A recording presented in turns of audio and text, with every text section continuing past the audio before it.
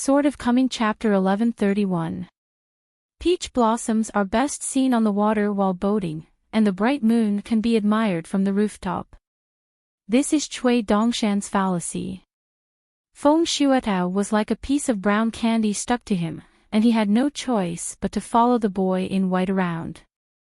In fact, Feng Shuetao is not very patient or good-tempered, so he can't do anything with a person like Cui Dongshan.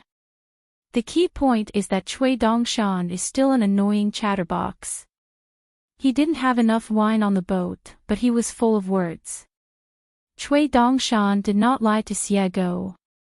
He indeed went through all the Qi masters who presented their certificates according to the list in the Ministry of Justice's files. The locations for the administrative offices in the mountains have been completely selected, which means that there are more official hats and empty chairs than genealogy monks. The Qingping sword sect is really short of manpower. The main reason to blame is that he, as the sect leader, doesn't have enough prestige to attract all the heroes at once. Fortunately, when we were on the ferry in Tongyin, the husband and Xiego each recommended a Qi practitioner for different reasons. Xiego said that the little girl had decent qualifications, while the husband said that the monk had a good character. After taking Feng Shuetao for a walk, Cui Dongshan has decided to take the young nun with freckles under his command. As for the beautiful girl named Jian Xiu, it is yet to be decided. Cui Dongshan asked mysteriously, "Brother Feng, what do you think of Kuang Kuei's qualifications?" Feng Shuetao, who mistakenly thought that he had made a mistake, used his magical power to take a look at Kuang Kuei. After confirming that it was correct, he gave a relatively euphemistic evaluation: "It's very ordinary." Cui Dongshan said, "Brother Feng didn't see that this boy has a deep family background and is proficient in Qi gaining methods?" Feng Shuetao said truthfully, "I didn't see it." Even if you can see it, so what? If the Qi master is good at looking at Qi, it will be the icing on the cake, but for Feng Zuido's level of ascension, Kuang Kuei's ability can really be ignored. Cui Dongshan asked, "You have never asked Brother Feng if he has any disciples?" Feng Shuetao said, "There are only a few anonymous disciples. Most of them have died of old age. There are only a few left who I haven't seen for many years. I have no intention of looking for them." Why does sect leader Cui ask this? Cui Dongshan raised his chin and said, "Accepting disciples on behalf of disciples is a nice talk." Feng Shuetao shook his head. "It's a mess, what follows what?" Cui Dongshan looked shocked and said, "Could it be that Brother Feng wants to take over as a master and accept a disciple?" Feng Zuido's face was stiff and he said in a deep voice, "Sect Master Cui, don't say it's a joke." Cui Dongshan rubbed his hands and smiled. Feng Shuetao asked, "Sect Master Cui, can you speak a few words to me clearly?" Cui Dongshan clapped his hands vigorously, "That's right. Brother Feng, don't guess what I'm thinking, just ask." Feng Shuetao said, "I'm all ears." Cui Dongshan said with a rare serious look, "Kuang Kuei has a good character. That's what my husband said about him." Feng Shuetao, "You should know that when my husband looks at people and says they have a good character, that's really a very high evaluation. It's unpleasant, you won't get this kind of evaluation, at least for the time being. Of course, you have a similar view of my husband. Next, I will definitely take Kuang Kuei to practice at Qingping Sword Sect, but how to arrange the identity? I have my own plan. If I remember correctly, Brother Feng had an unnamed disciple named Yin Yi. There was a mountaintop in Aii continent called Jia Mountain, which is now Yupu. He had lofty ambitions but was unable to establish a sect due to insufficient military exploits. In addition, he also has a daughter who is a Taoist cultivator and a sword cultivator. She has longed for the Great Wall of Sword Qi since she was young, but Yin Yi loves his daughter and is reluctant to let her go there to experience. Yi Ning ran away from home twice and was killed by the old antique father Yin Yi.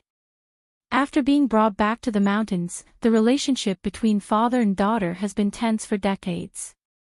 When the Great Wall of Sword Chi ascended to the colorful world, Yining knew that she was destined to never be able to kill monsters on the battlefield like the two local swordsmen in this life. She was so disillusioned that she even dropped to the freezing point and threatened to give up the practice of swordsmanship. Yin was very worried about this. When it comes to how to untie the knot in her heart, of course, the person who untied the knot must also tie the knot. Yin could first recognize Kuang Kuei as his wife. Personal disciple, with this relationship, I can help him introduce a sword immortal from the Great Wall of Sword Chi to Yining and recognize him as his master. But Yin must pay a price that is not a price. He and Jia Shan must become Qingping Sword Sect's enshrinement and descent from the mountain. The price is that he will never have the opportunity to become the founder of the sect based solely on his ability and luck. It is not a price, but because with Yin's cultivation potential, qualifications and connections, such ambitions, this is an extravagant hope. Of course, once we meet, I can make him completely give up and be convinced. Yin has no destiny to start a sect, but at the same time, his daughter has a great chance to be there. After a lapse of 2,000 years, the first swordsmanship sect was established in the continent. The Qingping Sword Sect and I are happy to see this happen. If the Qingping Sword Sect is involved, then Aai has never been able to deal with it. Beiju Luzhou, do you have to be a little more tolerant and consider whether this matter is recognized by my husband and Luo Shan? During this period of time, which is not short or not long, since you Feng Shuatao you are the preacher of Yin, so don't expect to stay out of the matter. You and I had a heart-to-heart talk before, and I, Cui Dongshan, said that I was a transitional sect master. Aren't you a transitional worshipper of the Yugui sect? Jiang Shangzhen treats you as a true friend, and he is very clear about the habits of Xianyun Yehe. Yeshio Qingmi is not in line with the ethos of Yugui sect, so he naturally does not want to and will not completely tie you to death in Yugui sect. My husband helped the Qingping Sword Sect find a secret protector, Qing Tong. Then I, who serve as Chao Qinglang's younger brother, should also find a reliable protector for the next sect leader. After hearing this, Brother Feng suddenly became enlightened.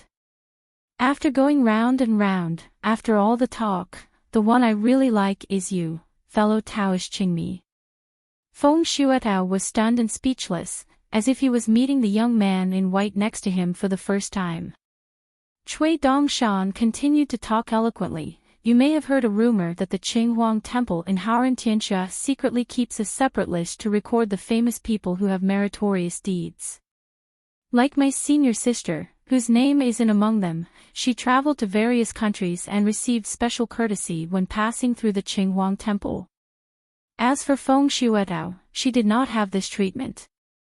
But at the Confucian Temple, it was really different, just because she once practiced Qingmi in the wild. He once risked his life, first followed a Liang to the hinterland of the wilderness, and then partnered with Jiang Shangzhen to protect the path of a group of young people including Chao Ci, and had a close encounter with a monk from the wilderness lineage. But Feng Shuatao didn't do it at all. I know how to take advantage of this seemingly unearned credit, but I know how to maximize its benefits, and in a reasonable way that follows the rules and has no worries about killing the goose that lays the eggs. My husband is a scholar, and I am a businessman. My husband is rigorous in his studies and self-cultivation. He wants to combine benevolence and righteousness with merit, but I only pursue merit. So while I am still the master of the Qingping Sword Sect, you must cherish this once-in-lifetime indulgence. This is a fleeting opportunity. Feng Shuatao, I have made the minimum price clear. Will you do this deal?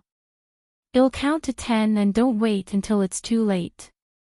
When Cui Dongshan was about to count to 10, Feng Shuatao said, I only have a very wild utilitarian question to ask.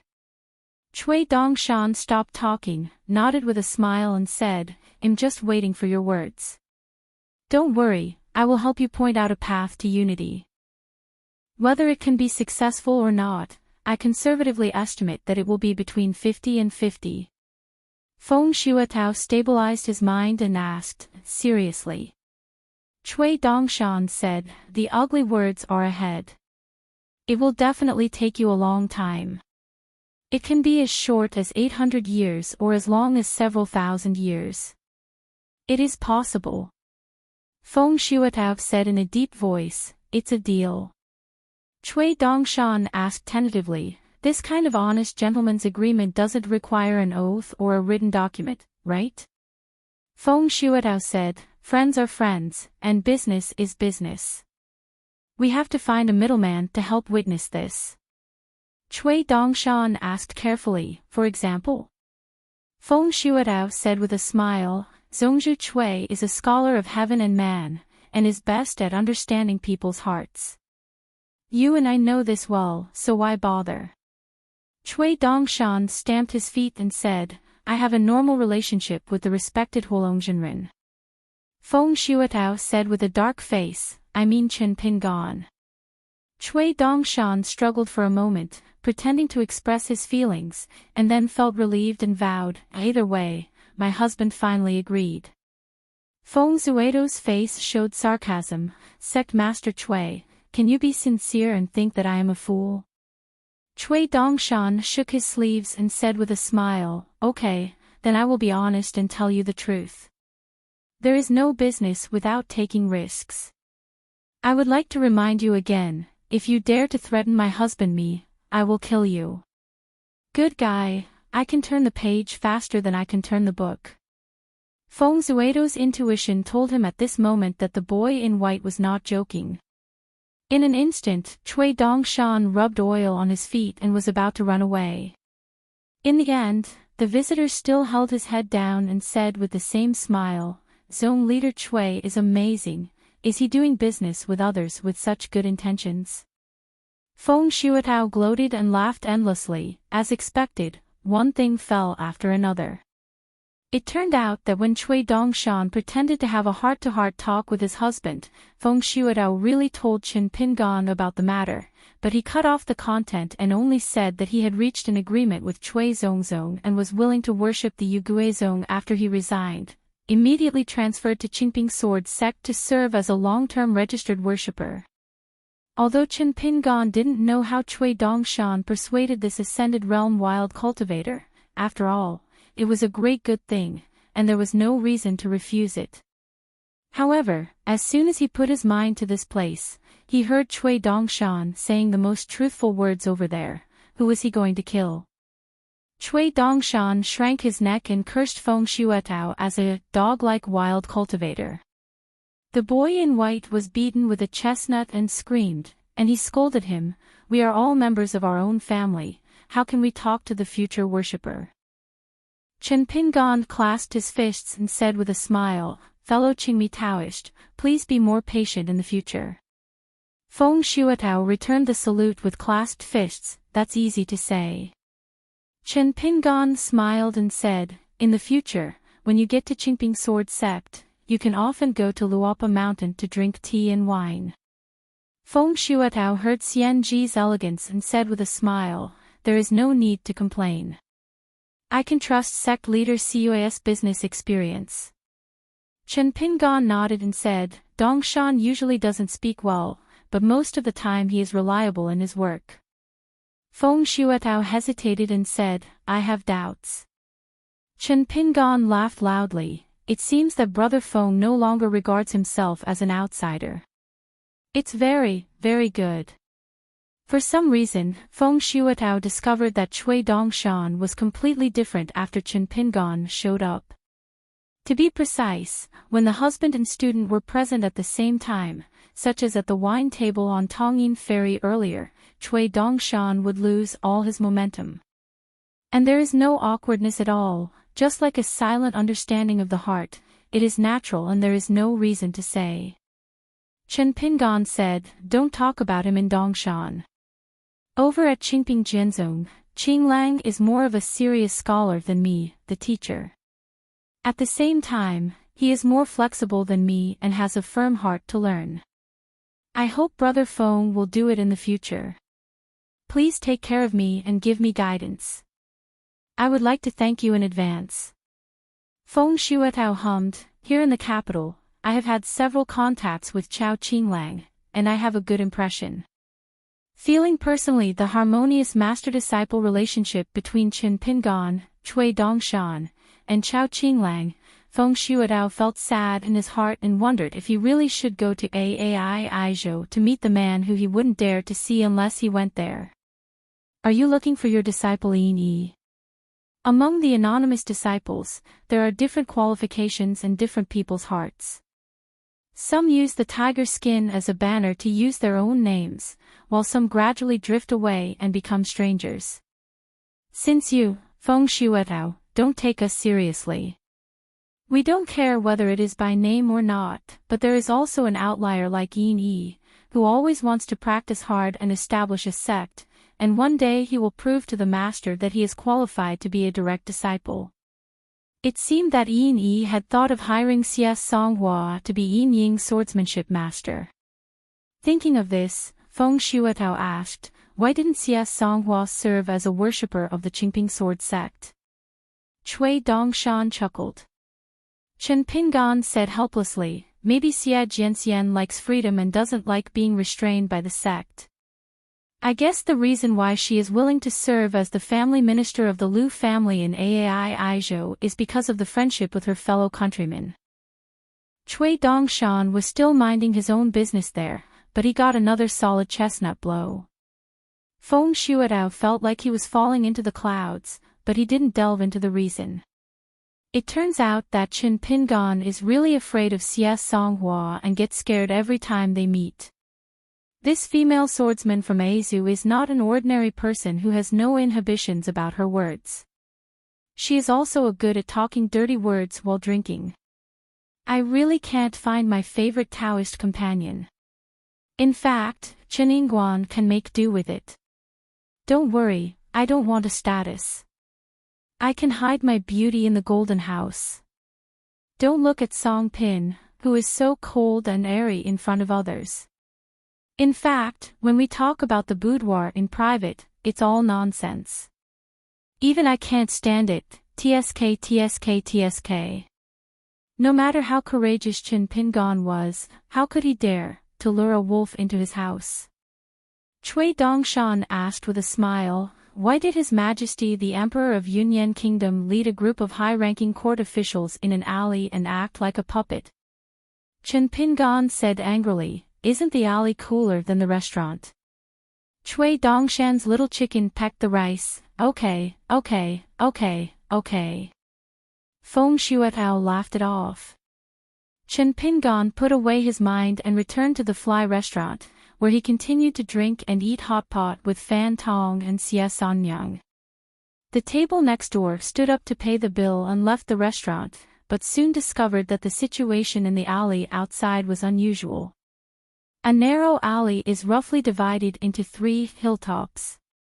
At the front is a pampered middle-aged man with a jade pendant with a dragon pattern hanging from his waist. There were 2 majestic old men standing next to them. One of them had a white face and no beard, with his hands in his sleeves and his habitual bowing. The other person has a tall crown and ancient appearance, full of Taoism and sharp eyes. Then there were 7 or 8 men with very high official status and different ages, all wearing casual clothes. Further back, approaching the corner of the alley, there were all burly young men wearing imperial swords. Under the moonlight, the cuffs of some of them slightly showed the light of their armor.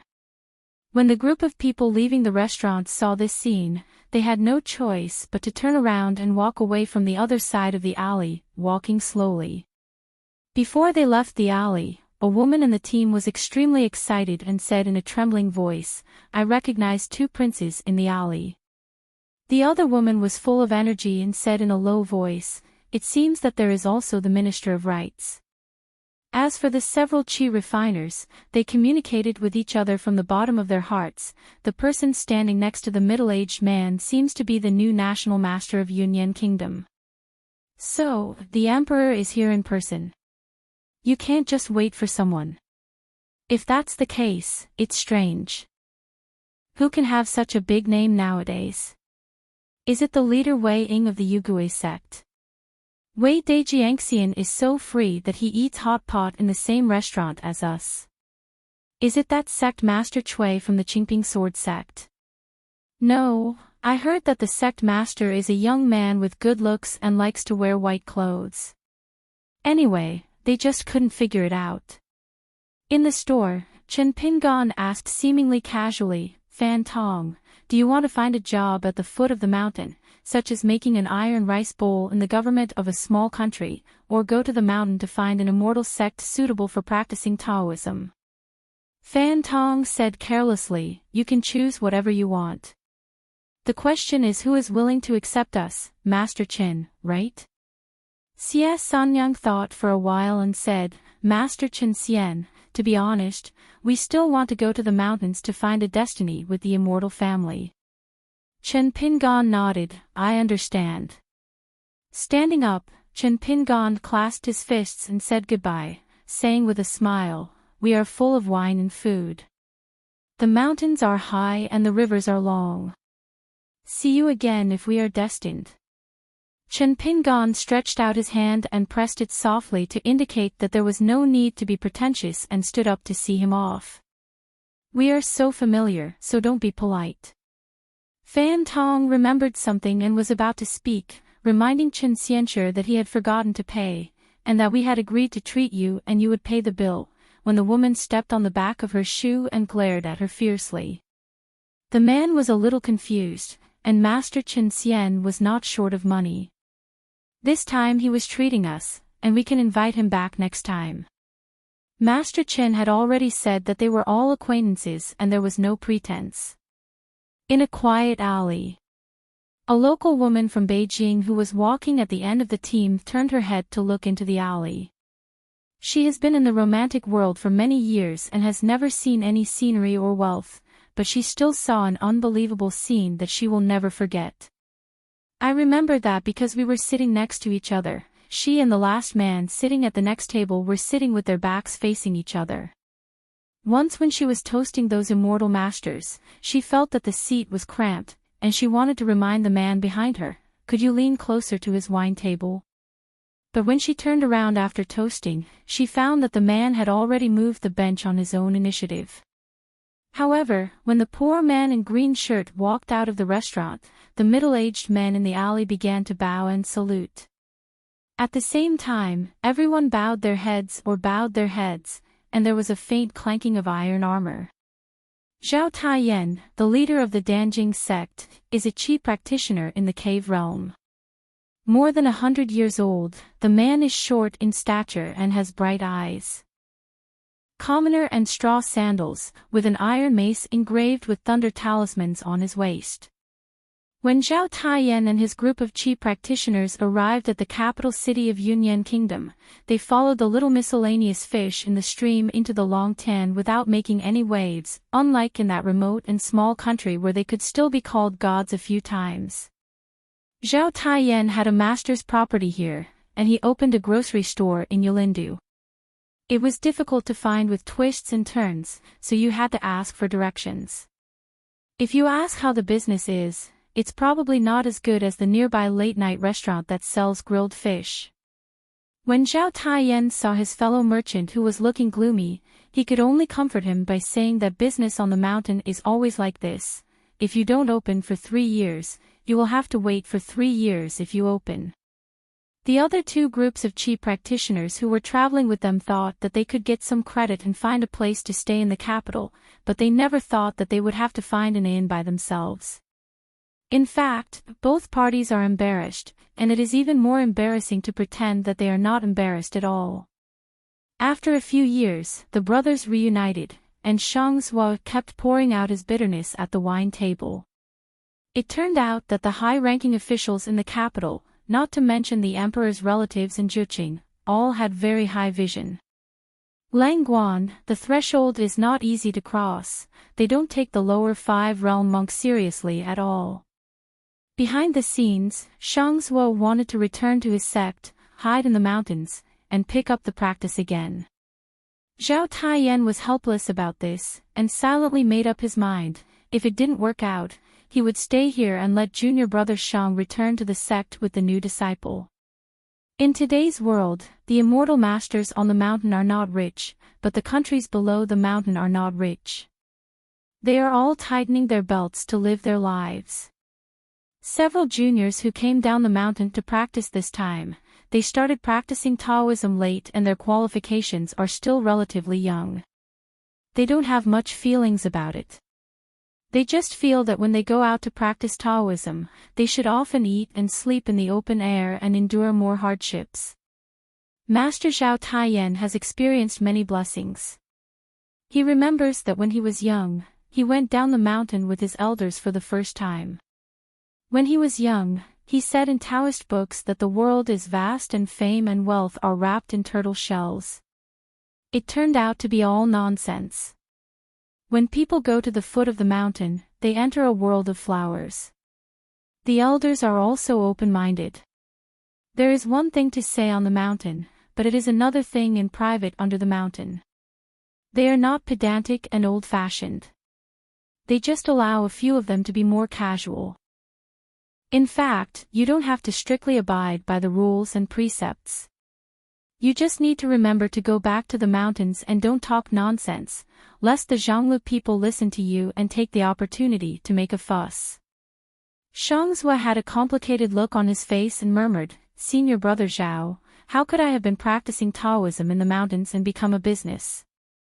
After drinking a bowl of barley wine, which was as light as water, Shang Zhua tugged on his collar, shook his sleeves, and laughed at himself. "My body is full of copper stench, and I can't even wash it off." Zhao Taiyan smiled and said, "This time I go down the mountain, it was the head brother who asked me to take your place." Shang Zhua glanced at the head lawyer and waved his hand, "Don't fool me with such lame excuses. There is no reason for a sect to open a shop in the market to make money all year round. I am not complaining to you because I want to go back and hide in peace. It's okay to live a miserable life, but you can't let me not complain, right?" Zhao Taiyan became more and more sad, but he still smiled and said, "It will get better in the future. When the head brother becomes a Jindan Earth Immortal, our sect will truly have a place on Tonggishao Mountain." Shang Zhua just drank a bowl of wine and said with a depressed look, "I saw a good seedling not long ago. The qualifications are really good. I think they are no worse than the head brother. It's a pity that I didn't fight and let someone else it away. I'm a coward, I don't even dare to let go of a fart." Zhao Taiyan was speechless, hesitated, and asked, "Still in the capital? Is there any room for mediation?" Shang Zhua shook his head and said, "The person who robbed someone was a young nascent soul realm. In fact, the other person was quite kind and polite. Besides, the kid had officially become a disciple, and he even took the initiative to come to me and apologize. He also said send a message to his master that if there is an opportunity in the future, he will definitely repay a portion of the fate to the Danjing sect." Zhao Taiyan sighed. Among the ancestors of the sect, the one with the highest level was Yuanying.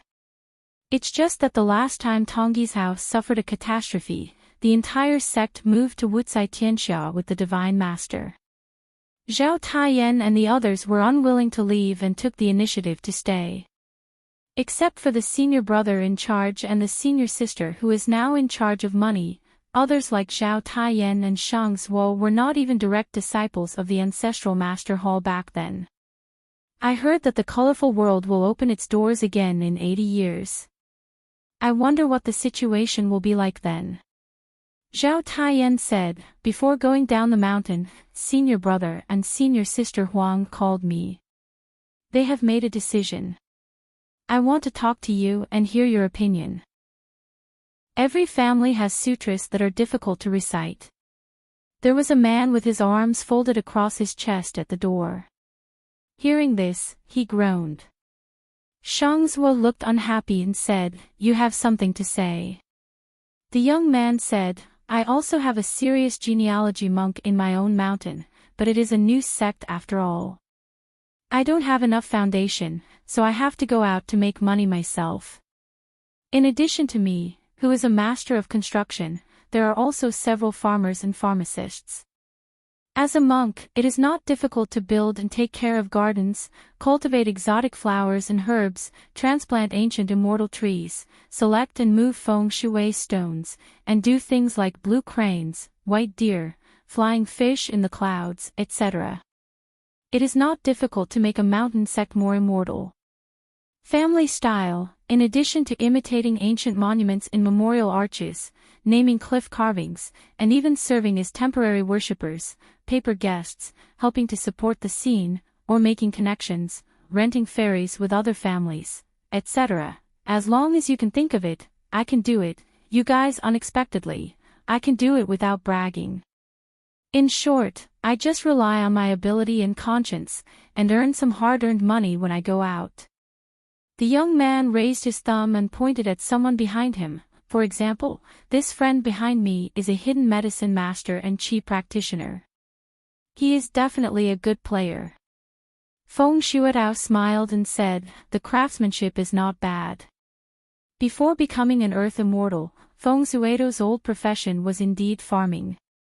Zhao Taiyan held back his laughter. How do you calculate the specific price? The boy in white said, you can sit down and talk slowly. Shangzhuo warned from the bottom of his heart, Brother Zhao, be careful that the other party is coming for your mace.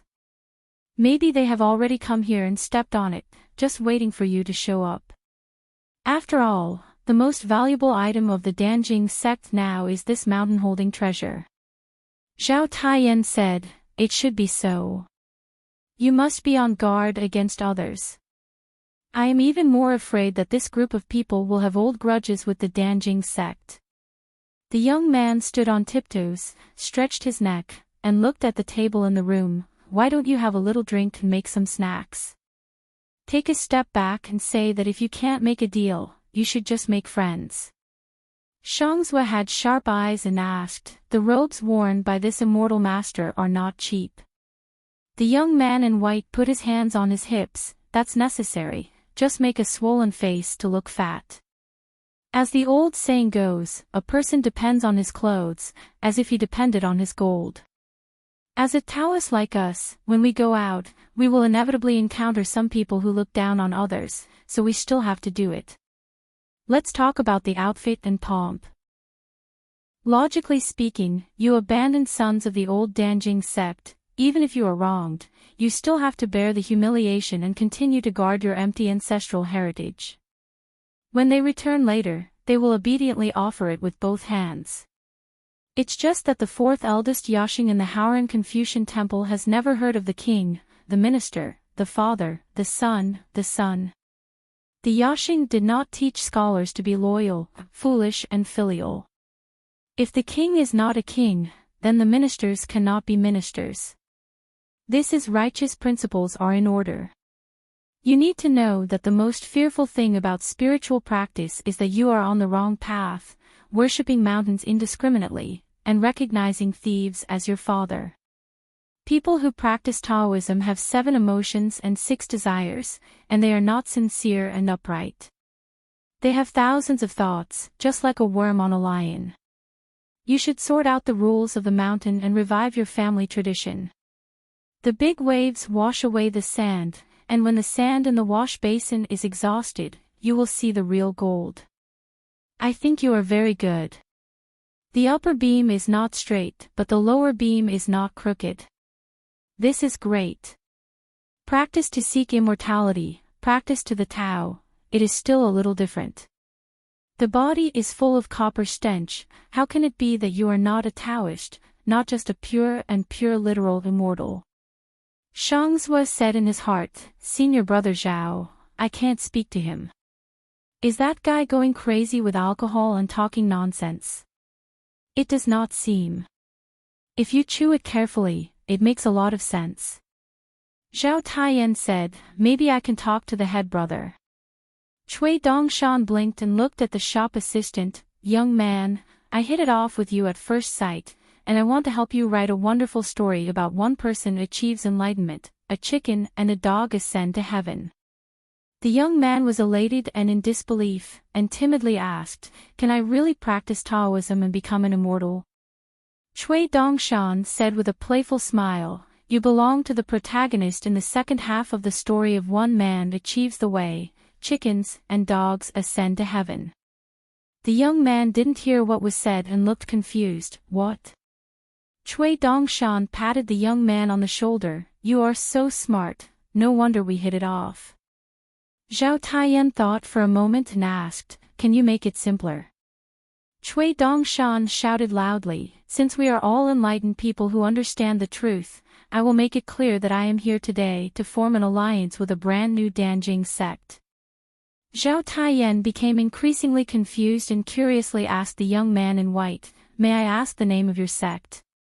The boy in white grinned and said, "As I said, it's a new sect called Qingping Sword Sect."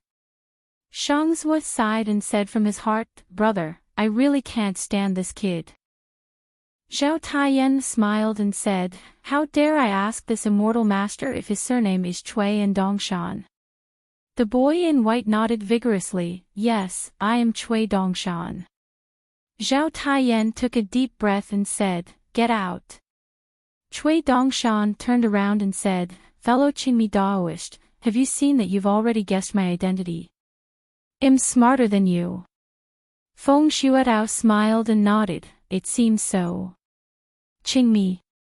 That new enshrinement of Jade Guizhong, the Ascension Realm monk of Azu. Indeed, I heard that this old is now in the capital. Shangzhou shouted angrily, "Get out of here." Cui Dongshan gave a thumbs up, "You are a man, I won't argue with you. When will we start drinking?" Cui Dongshan turned around and asked, "Fellow Qingmi, it seems that the talks have broken down. What should I say?" Feng Shuatao smiled and said, "I don't care. You can stay and drink, or you can get out." Cui Dongshan clasped his fists and shook them vigorously, "See you later. If you really encounter something and are desperate, you can go to the Tongyin Ferry in Yolindu to find someone. Just say that you have met Xietzi Shi, or go directly to him.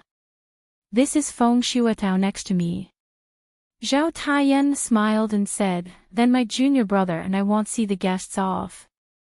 Shangzhua suddenly said, "No matter who you are or what your intentions are, I want to explain one thing to you. Our Danjing sect also has many Taoist practitioners with pure Taoist hearts.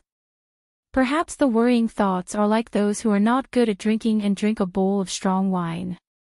Cui Dongshan nodded, "Absolutely, otherwise none of you would be able to let me come here and say so much.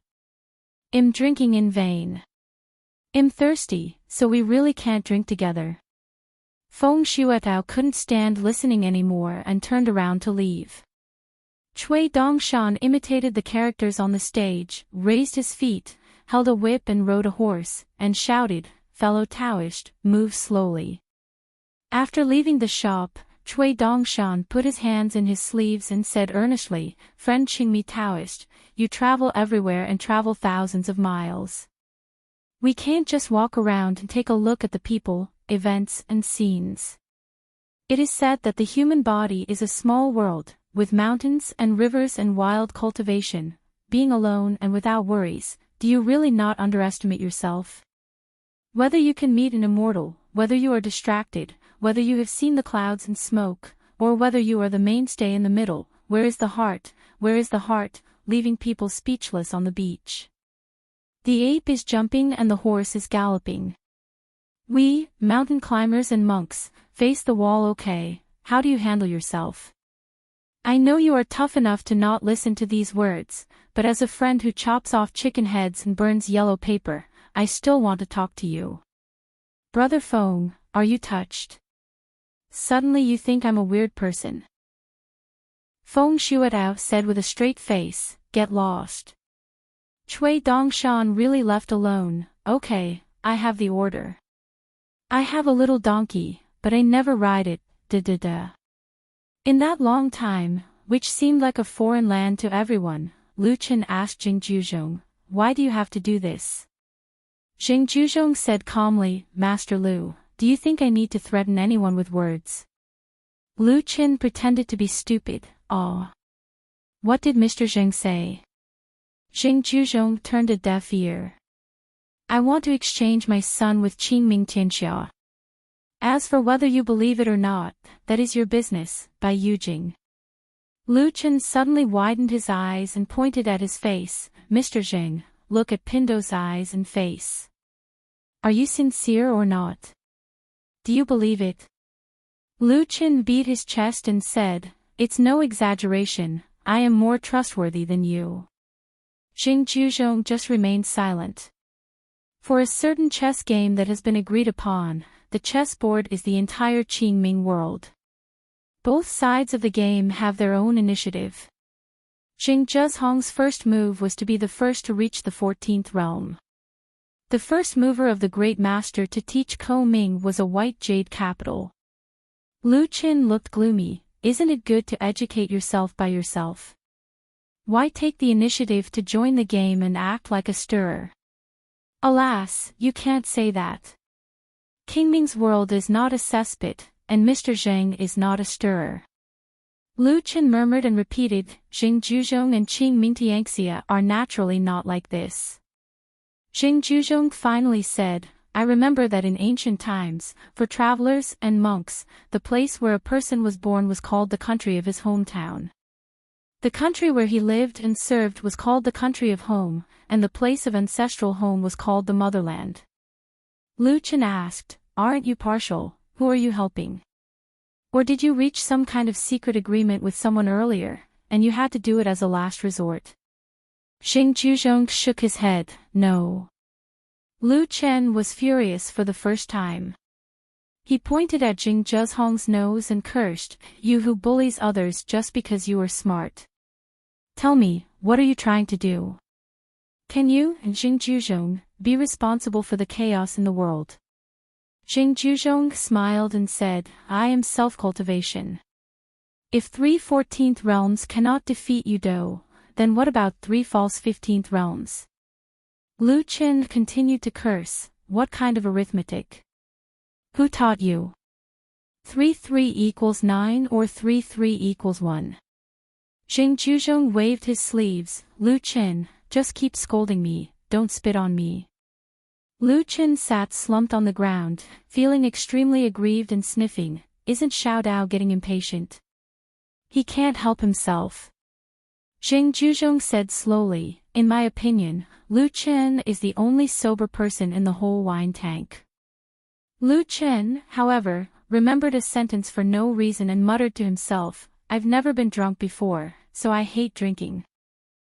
Xing Juzhong smiled and said, how about tomorrow? See you tomorrow. Since there is nothing to do today, why don't we have a drink? Year after year, wildflowers bloom all over the world. Sword of Coming Chapter 1132.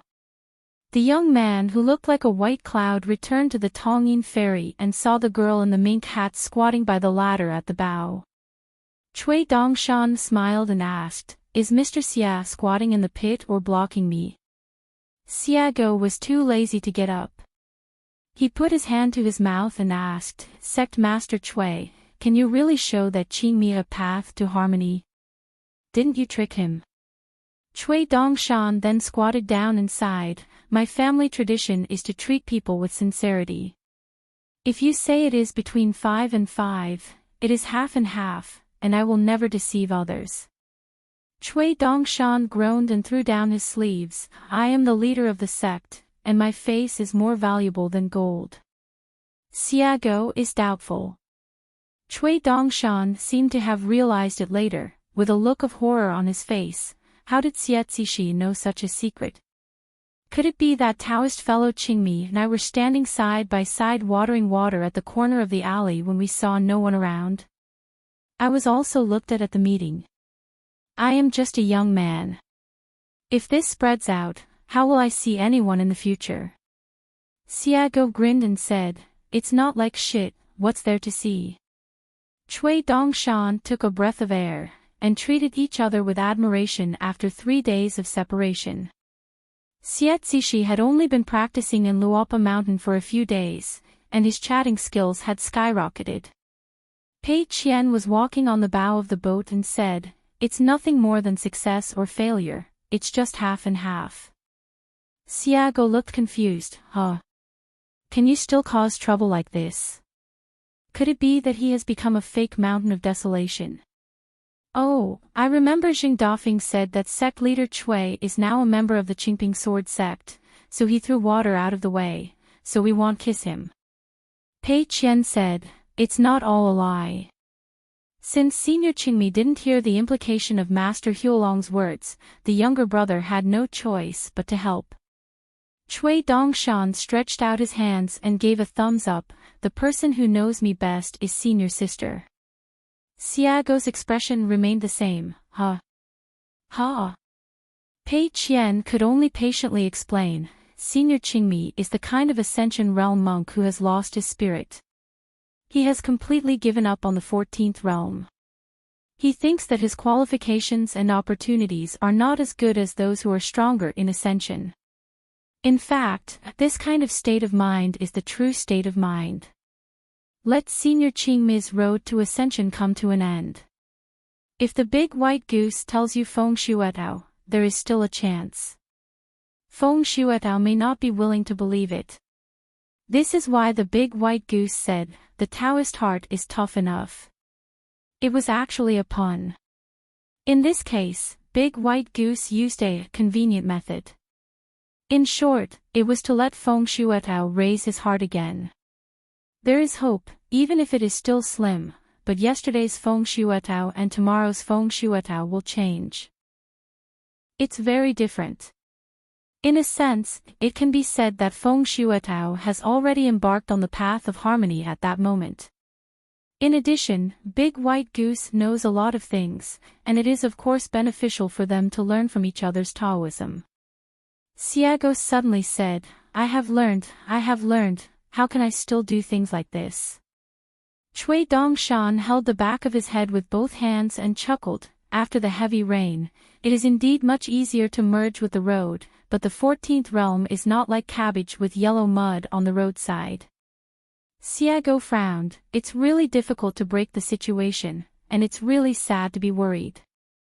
Cui Dongshan smiled and said, that's why I said just now that Feng Shuetao is expected to join Taoism, and Xie Zishi has murderous intentions towards fellow Taoist Qingmi.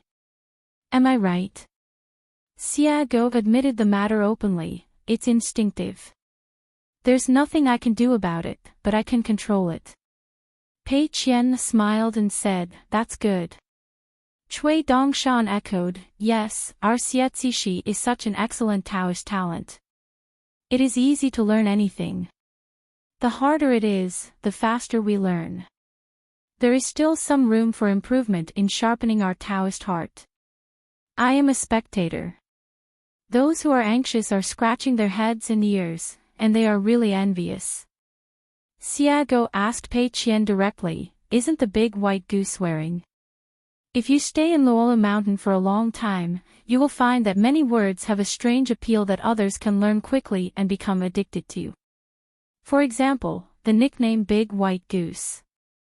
Pei Qian said, whether it's cynicism, carrying a gun or a stick, or a shady and weird attitude, I can't tell the truth.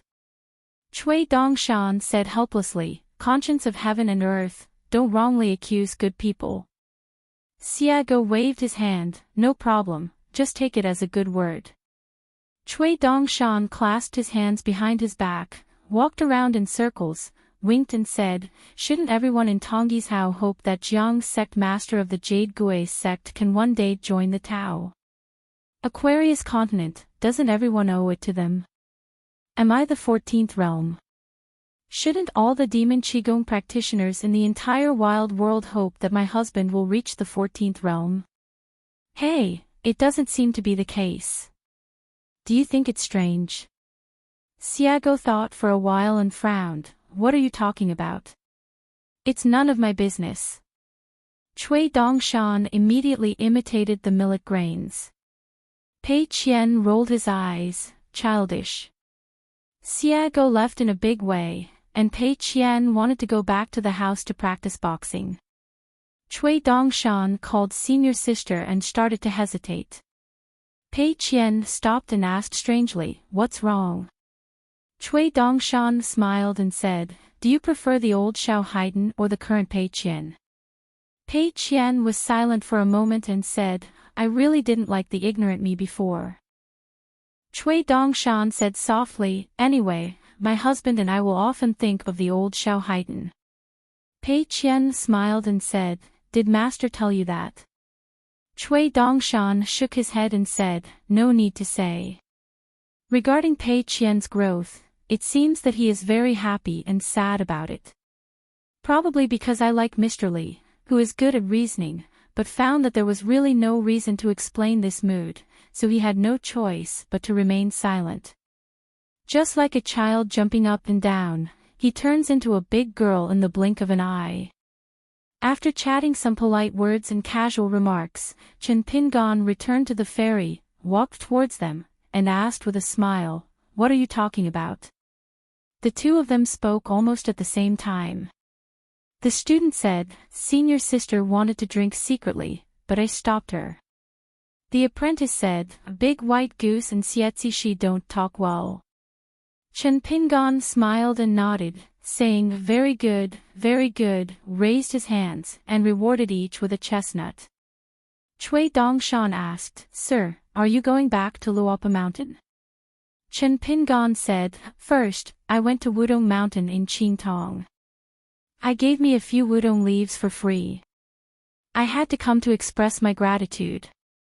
Then I went to Qinghu Palace and had a drink with Mr. Liu. After that, I went back home and continued to visit.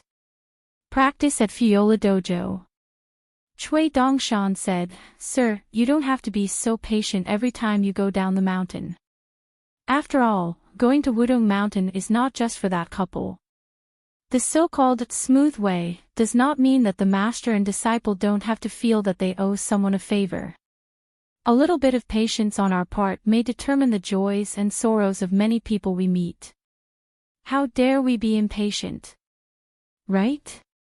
Chen Pingan stretched out his hand to hold Chui Dongshan's head and continued, "It is because I met many patient people on the road that Chen Pingan is what he is today."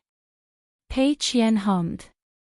Chui Dongshan sighed, "The sky is big and the earth is big, sir is the biggest. Everything you said is right." Chen Pingan said, "I finally figured something out." Seeing that the opportunity was not good, Chui Dongshan ran away quickly, but Chen Pingan reached out to hold his head and said with a smile, "There is no need to feel guilty or run away." Pei Qian thought for a while and was about to leave. The master and the junior brother must have a serious conversation, and it would be a big deal.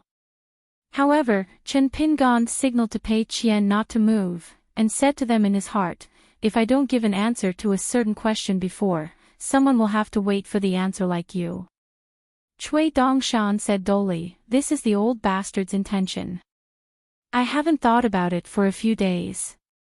Chen Pingan joked, "So senior brother protecting my Taoism is equivalent to giving me an amulet invisibly. What do you, a student, feel guilty about?" The name of this amulet can probably be called Answer, which is about right and wrong, about process and result. Sword cultivator Chen Pingan is on the road of life.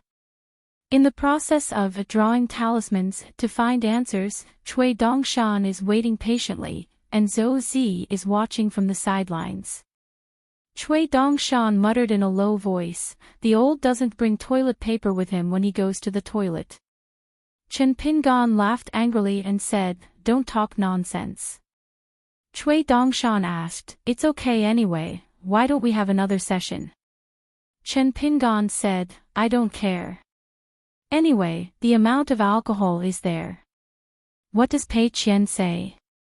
Pei Qian said, "My drinking capacity is average and I can't compare to master, and my wine quality is also ranked second."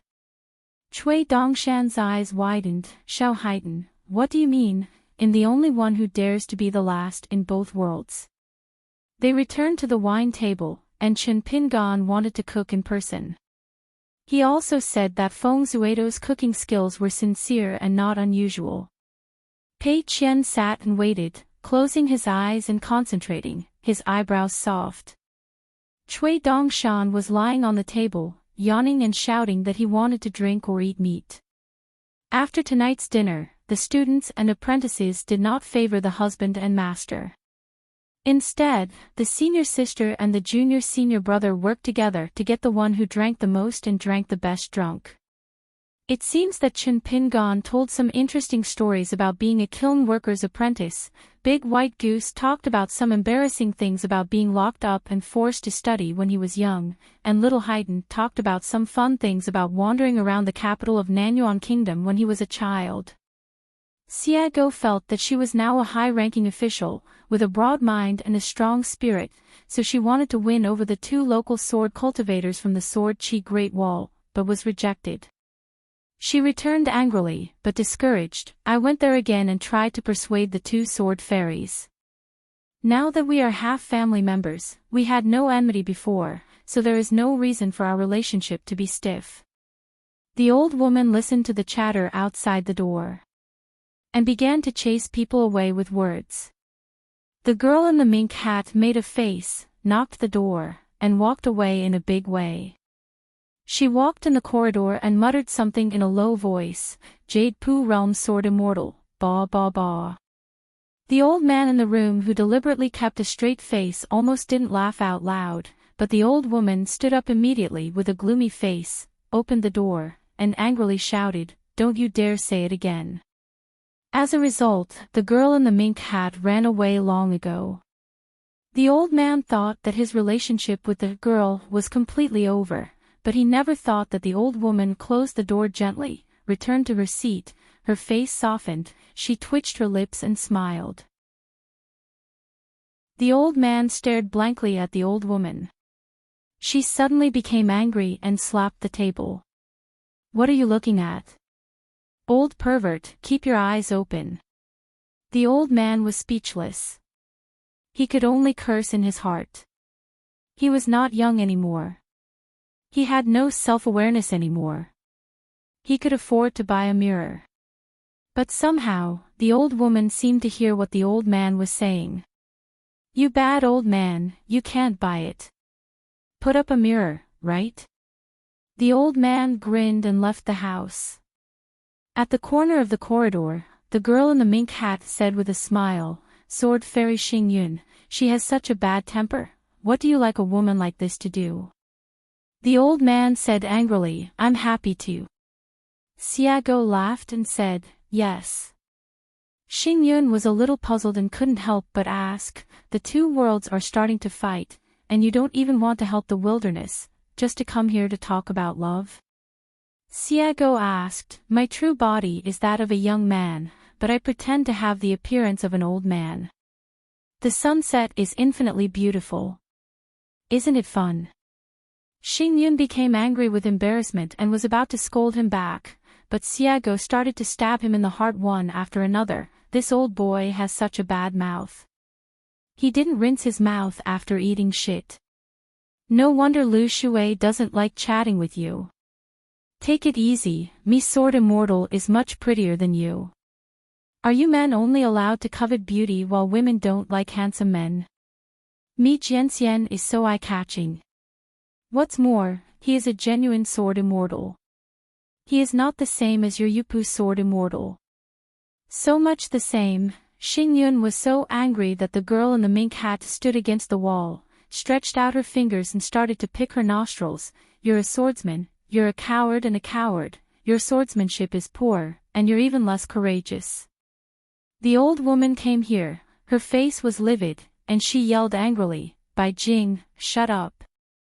Xiago put his hands on his hips and began to pose. "How unreasonable, the ordinary offerings of the lower sect, but you are so ignorant of etiquette when you see the second offering of the upper sect.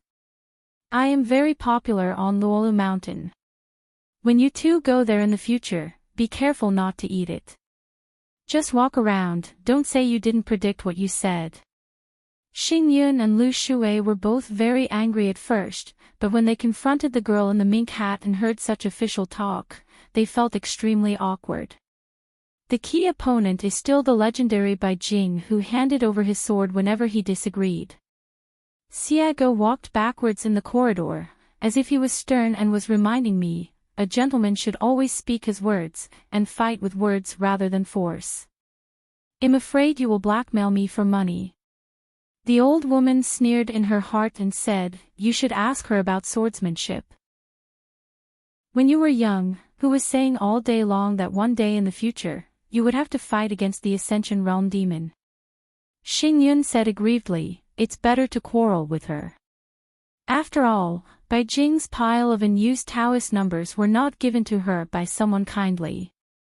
I heard that when concubine Fei saw Bai Jing, she had to call her the patriarch according to her seniority, right?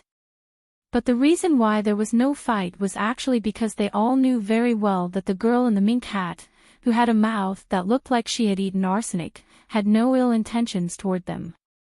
After thanking the dog for leaving, he put his hands behind his back, turned his nostrils to the sky, raised his shoulders and whistled. One is waiting for the other person to express his feelings, and the other feels that the other person knows his feelings. Don't say anything, just keep it for food. Is it delicious if it turns into sour rice? Alas, it was up to her, an outsider, to act as a villain to help them, and to pierce this layer of window paper. As the second-ranking minister in Luola Mountain, I have nothing to say and must be promoted. The reason why Bai Jing risked the world's disapproval and left the wilderness was to do 3 things: go to Luopa Mountain to find Xiaomo, recover the golden crow in Aquarius Continent, and meet Pei Qian by the way. This time Xiago left Luopa Mountain because of 2 serious things. The first thing was of course that Xiao Mo was not here, so she had to take on the responsibility of protecting the mountain owner. The second thing was that Xiago noticed the presence of Tongyi's Hao. There was a very familiar ancient atmosphere, but Xiago didn't want to reminisce with her for the time being. There is another new thing. Xiago is still hesitating whether to tell the mountain master that the old blind man who has nothing to pursue in the world, fellow Taoist priest of the temple, wants to go to heaven. Xiago remembered asking before, Mountain Master, do you really remember those place names, or did you just make them up when you wrote them? Chen Pingan replied, I have a good memory since I was a child. The place names of those places are indeed the roads I have traveled. The mountains are stretching, but in the summer, the main peak is covered with heavy snow. It is Wudong Mountain where the Patriarch Hall is located. Looking from a distance, the mountain looks like a silvery glazed world. Xiago smiled and said, this is also it's so beautiful. At first glance, it looks like a place where monsters practice. Chen Pingan was sitting on a stone in a stream of a tributary of a large river, fishing with fishing rods made from local materials. Xiago followed him on this trip, and compared to the past, the girl in the mink hat obviously paid more attention to the inconspicuous scenery and local customs in various places. Chen Pingan joked, you are about to become a very good friend of mine. Xiago laughed loudly, knowing that it was Brother Su, the bearded hero who opened a martial arts school in Xianyu County. Chen Pingan was helpless, as his relationship with Xiao Mili was indeed good. Xiago squatted aside, holding his chin with his hands, and asked casually, when do you plan to refine the 5-color soil that Taoist Chunyang gave you? Chen Pingan said, let's go back to Fuyao Foot. Don't worry. Anyway, the soil from Izhou and Wuyue sent by the Dali Imperial Court has not been refined yet. Xiago smiled and said, I heard that Tong Shanjun helped me a little bit. Chen Pingan asked doubtfully, does Xiaomi Li even know this? Xiago said, I heard the news myself from Wei Yao. There is a rumor circulating in the offices of Piyin Mountain that the Xia people are driving up prices and are unethical and did not communicate with the other gods beforehand. This has affected the chiefs of the other 4 mountains who are in charge of the 5-color soil. Need to work on a temporary basis. What's more, when it comes to the mountains, those who think of gods as immortals and smoke dry cigarettes have dark hearts. Chen Pingan smiled and said nothing. Xiago said, I often go there secretly to relax. I don't agree with the etiquette. It's not very good. Why don't the mountain master say a few words? Chen Pingan smiled and said, just pretend you don't know.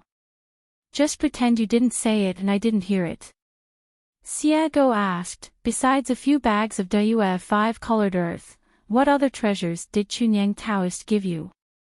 Chen Pingan said, in short, it can help me work with the 5 elements natal objects to almost reach a point where I can't break the bottleneck. The immortal realm has finished the things of the ascension realm. Xiago praised, it's a big deal. If you lay the foundation in the early stage and then add more bricks and stones, you will get twice the result with half the effort. Chen Pingan said, Master Huolong reminded me not to always think about pursuing killing power. Cultivating the Tao is cultivating the Tao. If you are too ambitious and eager to eat tofu, it will easily burn your mouth. Xiago asked, so Lu Yan's talk of favors is due to old master's insinuation. Does old master want you to help Lu Yan protect the way, practice your skills, and reciprocate in the future to help his proud disciple protect the way? Chen Pingan laughed endlessly, I think it's really possible.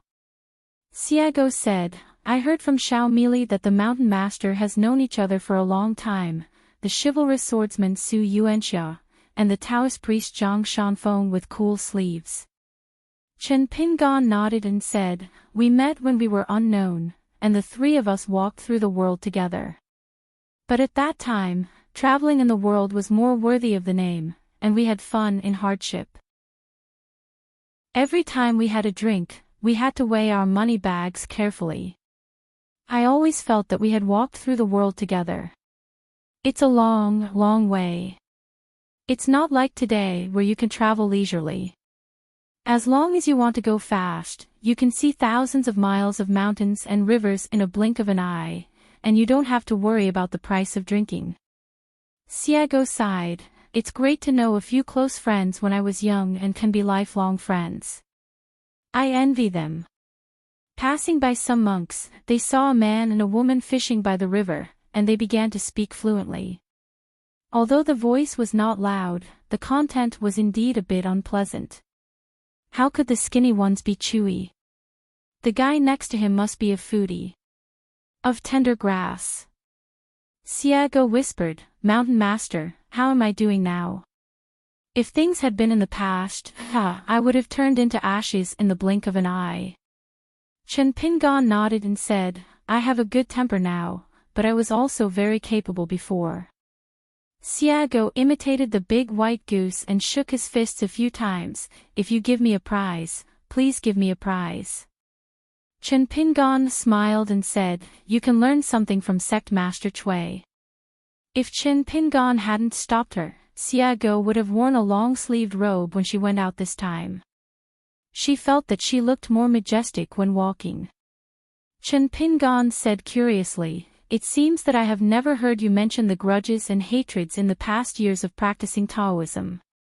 When I occasionally chat with Xiao Mo, he always talks vaguely.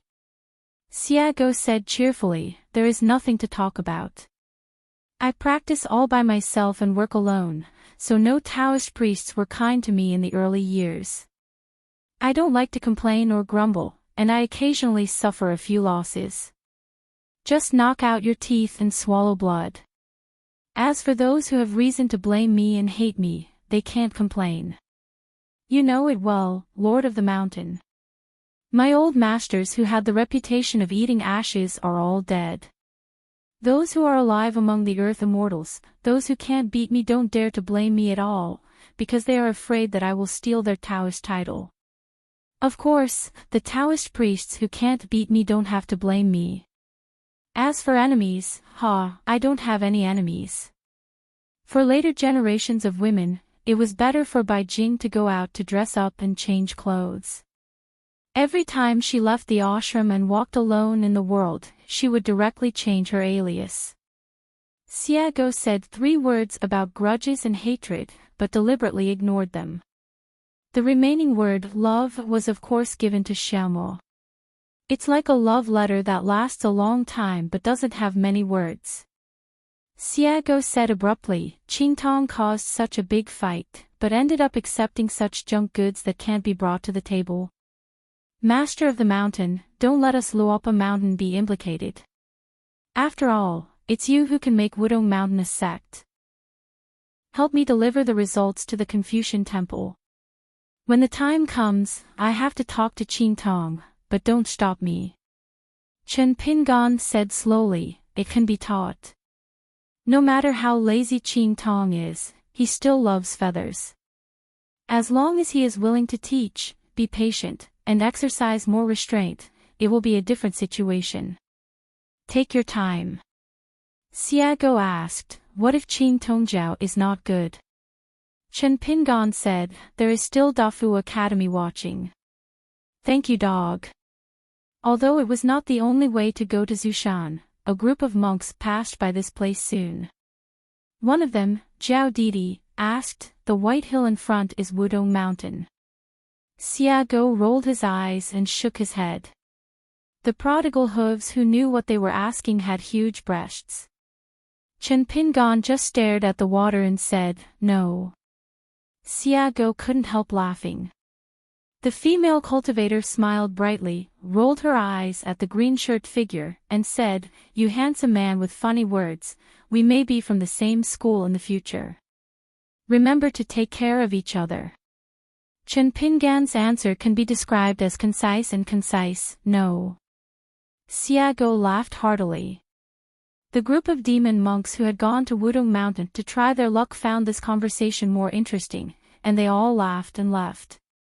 At first, when the local demon monks in Tongya continent heard about this, they thought it was a trap carefully designed by some daring person to deceive them.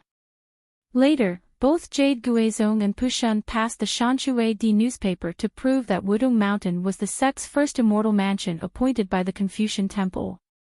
But the demon clan, who have become accustomed to being frightened over the years, are still cautious and choose to maintain a wait-and-see attitude, not daring to approach the sycamore tree casually. When I learned that Qing Longzhou, the chief of Dafu Academy, who was born in Laojiao, was willing to climb the mountain in person to congratulate him, I began to trust Wudong Mountain. The academy has also set a rule that allows the demon monks to go to the nearby Shanshui God's mansion that has been enshrined by the imperial courts of various countries to receive a special customs certificate temporarily issued by the academy. It is also strictly forbidden for the monks from various countries along the way to stop them from going to Wudong Mountain. If there is a dispute, the academy will handle it personally. Only then did I feel completely relieved. Noisy, rush over there. I was afraid that I would be late and not have a warm meal, as there would be no seats at the Wutongshan Patriarch Hall. Those who have come here recently have more or less the barbarian aura unique to the demon clan. Those who are at a lower level are even more fishy, and there are even some who have not yet fully refined themselves. Fortunately, we met each other in this world. We were not surprised at all, but felt close to each other. Xiago asked curiously, what did Qingtong think?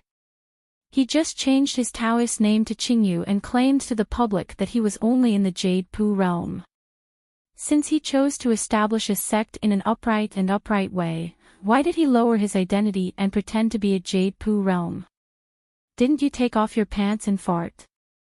Chen Pingan explained, Qingtong is very interested in establishing a sect, but he doesn't have much confidence in how to handle the affairs of the sect.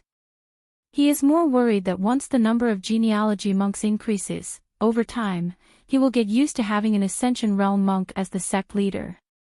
Environment, he was afraid that people's hearts would be insufficient, and he yearned for the state of unpredictable emperor's heart, so he came up with a step-by-step trick.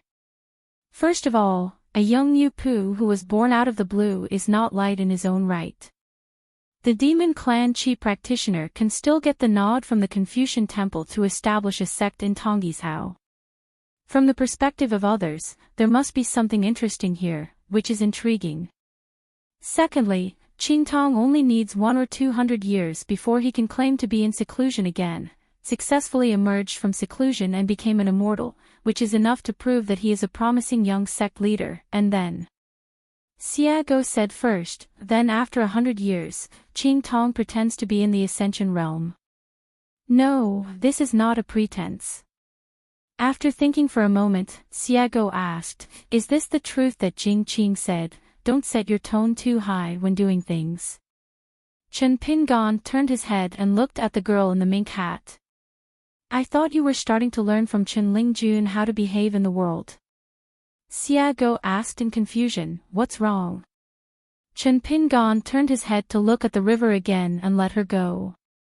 Xiago continued the previous topic, but according to this process, won't Qingtong's secrets be revealed in 500 or 600 years? He will have to become an Ascension Realm sect master. Chen Pingon said, who said you can achieve enlightenment and ascend in just one retreat? It's normal to fail once or twice. Xiago's eyes widened, Qingtong, this is more extreme than taking off his pants and farting, it's just pooping without taking off his pants. I understand, Qingtong has such a dirty mind that he came up with such a harmful trick. Damn it, I used to think he was an ignorant idiot. Well, it turns out that even I was deceived. Maybe he couldn't reach the 14th realm on purpose. Maybe he's already the 14th realm. No, I have to ask him face to face. If he is still not honest and dares not to acknowledge the 14th realm, I will ask Jian to reveal his true colors. Chen Pingon smiled and said, is it possible that you misunderstood Qingtong? Maybe there is some advice from an expert? Of course, I also guessed. Xiago was not fooling around in Luo Luo Mountain for nothing. He immediately changed his words and said, what a clever trick, it must be someone behind the scenes who is giving guidance. Chen Pingon was speechless for a moment. Good guy, you will soon learn the advantages of everyone in Luola Mountain. Xiago said something with emotion for no reason. For those who practice Taoism, when they look at the ordinary masters at the foot of the mountain, it seems that it is difficult to treat them as human beings, and it is also difficult for them to treat themselves as human beings. In short, it is difficult for the former to regard the latter as the same kind. It was obvious that Xiago would not regard Qingtong and those monsters who refined the human form as comrades. Chen Pingon didn't say anything about this, but just tried to persuade him for no reason. Over there in Luola Mountain, you don't have to be polite and polite. No one treats you as an outsider. It's awkward for you to make such a fuss. Xiago was a little confused. I blurt out my knowledge, and my accumulated talents are like a spring flowing out. When the words come to my mouth, I can't stop them at all. I don't feel awkward at all, and neither do others. Mountain Master, is it my imagination? Chen Pingon became increasingly helpless and could only say perfunctorily, okay, it's not an illusion. Put away the fishing rod and Diablo basket, put them back together, and continue on your way to the ancestral mountain. Xiago said cheerfully, Mountain Master, do we look like the inspectors of the 8 prefectures in the drama who visit privately incognito and understand the people's sentiments? Just straw sandals and bamboo sticks, a bit shabby. Chen Pingon said, as long as you are happy. Xiago glanced at the mountains and said, there are so many empty hills. It feels like the territory is bigger than Luola Mountain and Qingping Sword Sect combined. This guy Qingtong is really happy with his achievements. Chen Pingon asked with a smile, why do you always target fellow youths? Xiago curled his lips and said, the ascension of waste deserves me to target him. Chen Pingon said nothing. Xiago said, Mountain Master, as per the old rules, it's better to pretend that I didn't say anything and you didn't hear it. Chen Pingon smiled and said, I can pretend that I didn't hear you. If you can, don't say such things. Someone with a bright mind actually built a temporary shop next to the main road of Shandao. The various Xianjia wines sold here are purchased in bulk from other ferries. Once they are resold, the price is slightly higher, so you can definitely make a profit. Business, after all, the customers come here to seek a future, and their words and deeds may be under the eyes of the Jade Sect Master. The wine shop was overcrowded. Xiago picked an empty table in the corner and ordered a pound of loose wine, 2 pounds of braised pork and a few dishes to go with the wine. The previous groups of monks passing by the river happened to be drinking and chatting here, and the charming woman looked at him. As soon as the light came on, he was about to start a conversation and joke with the man in green shirt, but Xiago was not happy. He bent his fingers and pointed at his own eyes and that of the naughty bitch. Xiago held up his mink hat and complained in a low voice, "The price is so expensive, it's just a pig killing." Xiago is not very lavish when it comes to money expenses, otherwise she would not have been able to set up a stall selling medicinal materials and mountain products when she first entered Houran Tianxia. Chen Pingan said nothing. Xiago then remembered that the owner of the mountain was in the same company as the shopkeeper, an expert in selling wine. She felt a little resentful, crossed her arms across her chest, closed her eyes and rested. The wine shop was noisy, and some monks even started to punch each other. Xiago felt that their voices were about to blow off the roof, but it was not a big problem, because Xiago was eyeing someone who had a wine table to himself and refused to share the table with anyone. A dull young man with a long sword sheathed in jet-black dragon skin lying across the table. The young man was drinking alone, with an indifferent expression. His demeanor was as if a flag was standing behind him, and the 4 characters, "Defiant," were written on the list. Xiago said in his heart, "Mountain Master, this sword is quite old. The method of making the sword is an old craft. I can't remember it clearly, but it looks familiar." Chen Pingan nodded and said, "It is undoubtedly an old thing. Although this person is not at a high level, his Tao Qi is condensed and he has a return to nature. If nothing else, Qingtong should reuse this person." After drinking, he became more and more arrogant. In addition to talking about the excavation of Dadu, he also talked about many so-called inside stories and truths from hearsay, such as Qingmi joining the Jade Guizhong, Wangting retreat in Tapingshan, and a recent event in Pushan Yunkatang. Martial arts competitions, etc. were all mentioned, and some people scolded the Tongya sect for turning against the monster clan in the face of battle. Xiago is not interested in any of these. The only thing what makes me feel so good is that it has something to do with my own mountain. Some people say that the man named Shin in Baya Pingzu is not arrogant in his hometown. The reason why he came to Tonggishao to dig the big road is because he wants to compete with Daquan. In order to please the Empress, she took the opportunity to suppress the Tongya sect, which had an old grudge against her, so that the latter could completely close down the mountain and never be able to hold his head high again. Xiago pricked up his ears, only regretting that there were not many detailed descriptions, and found that the mountain owner looked at him with a half-smile. Xiago hurriedly pretended to drink, but luckily Xiao Mili and fellow Daoist Kong Ho were not here. Those were the 2 big ears of Luopa Mountain to repay the gods. Chen Pingan glanced outside the door. Soon a man and woman came over. They looked like husband and wife, but because the woman was a pure martial artist, she appeared to be older than the man who was a monk. The man looked at the wine table in the wine shop and recognized at a glance that the guy with the sword on the table was not easy to mess with, so he walked towards the corner wine table with 2 empty seats. He walked up to Chen Pingan, spoke in poor Tong Yizhou Yayan, cupped his fists and asked with a smile, "Fellow Taoist, can we share a table?" Chen Pingan replied in his mellow Beiju Luzhou dialect, "Of course." The woman frowned slightly, but the man sat down directly and said with joy on his face, "How can I meet a fellow Taoist here? Do you also come here to practice?" Chen Pingan smiled and said, "I have to fight for my life with my feet." Someone among the drinkers seemed to have recognized the identity of the couple and began to whisper.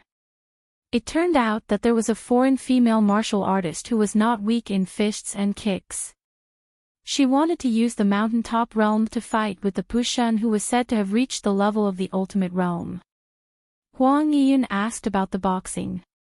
For some reason, the competition in Pushan was not behind closed doors, but also open, so there were many spectators. But what was really talked about the most afterwards was not how wonderful the fight between the two female martial arts masters was. After all, there was no suspense about the outcome, but there was a rumor that people had noses and eyes. It was said that someone with sharp eyes saw one of the onlookers in Pushan. There was a man in a green shirt, who was the young hidden official named Qin from Aquarius continent. The number of people watching the mirrored flowers, water moon, suddenly increased, and Pushan quickly closed the mirrored flowers, water moon. In fact, Chen Pingan was in retreat at Fiola Dojo, and of course he did not go to Pushan to watch the battle. The customers in the store carefully observed the woman, and they were sure that she was the unknown martial arts master who had fought with Yi Yunyun. Some people talked about Chen Pingan, who was watching the battle in Pushan, and made a comment.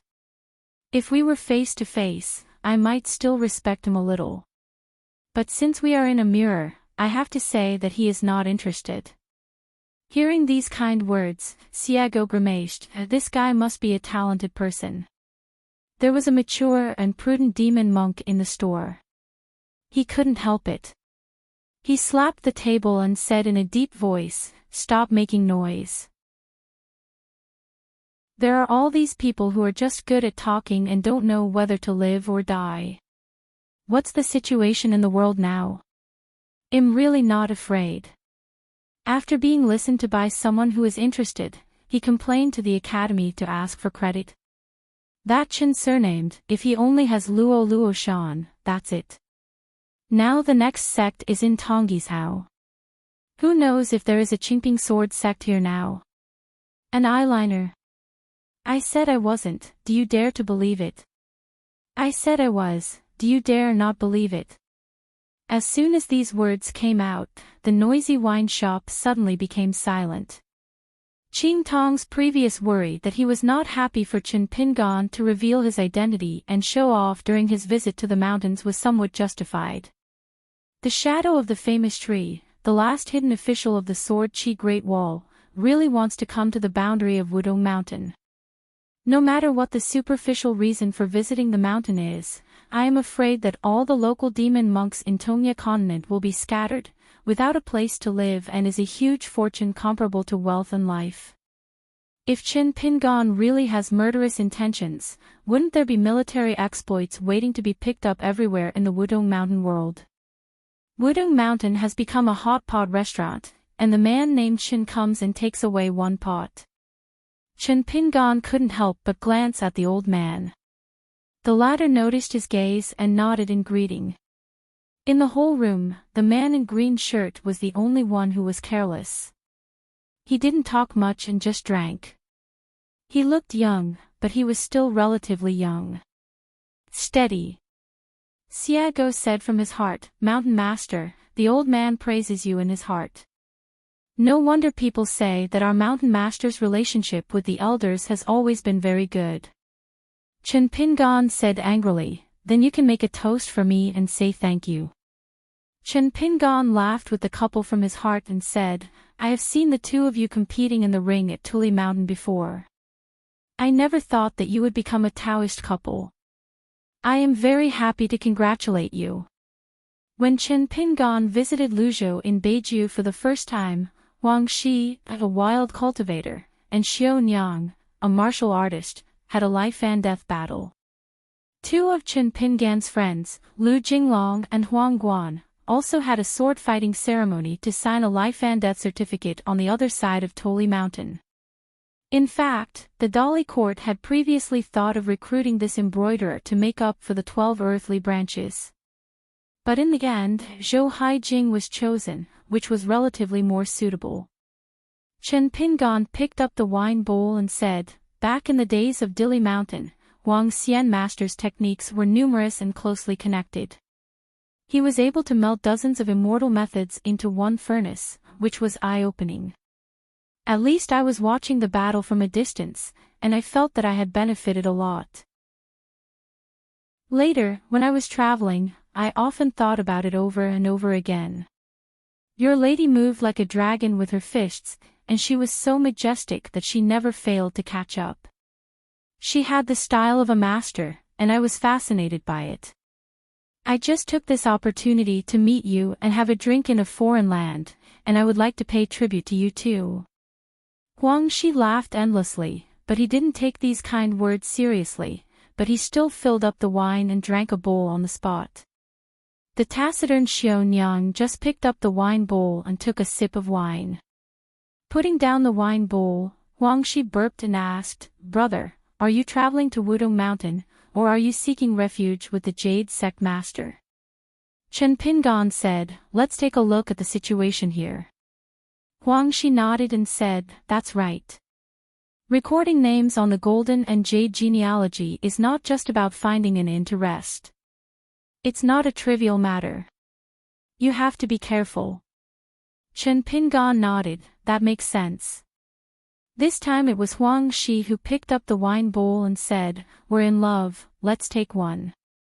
Chen Pingan smiled and clinked the bowl with him, "Meeting is fate, that's all." Huang Shi drank quickly and violently, and soon became a little red-faced. Just when Xiaonyang wanted to persuade her, her man began to talk to others casually. "To be honest, I have some connections here in Wudong Mountain. There is a good friend, his realm is not very high, but his achievements in swordsmanship will be very high. Now that Wudong Mountain is hiring, I believe he can become a member of the front seat of the Patriarch Hall. If you still decide to settle here, in case if you encounter difficulties, you can ask him for help. Of course, it's best not to have this in case." The embroiderer sighed softly. He is always the same, talking to people when he likes to see them. There is always a reason to say that his intuition is very accurate. Whether it is worth keeping friends or not can be determined at a casual glance. However, Xiaonyang did not stop her, partly because she had confidence in her husband's cultivation and her own martial arts attainments. It was enough for a Jade Pu realm monk and a mountaintop realm martial artist to travel around Tongya continent and not take the initiative to cause trouble. The other half of the reason is that she thinks the girl in the mink hat who is patronizing the braised meat is cute when she occasionally raises her head, her eyes are blank and her cheeks are flushed. After chatting a lot about the current situation of Luzhou in Beiju, Huang Shi sat cross-legged on a bench. "From my hometown to here, not to mention the Aquarius Island in the middle, Qinjianxian is being talked about everywhere now. It made my ears get calloused. This guy is naturally very powerful, but if you really think about it, he is an arrow-stomping person after all." The man in green shirt seemed to feel something when he heard the words, and nodded and said, "When you are in the world, reputation is one thing. You can't live without it, nor can it be too high. If your virtue is not matched, your reputation will not be worthy of it.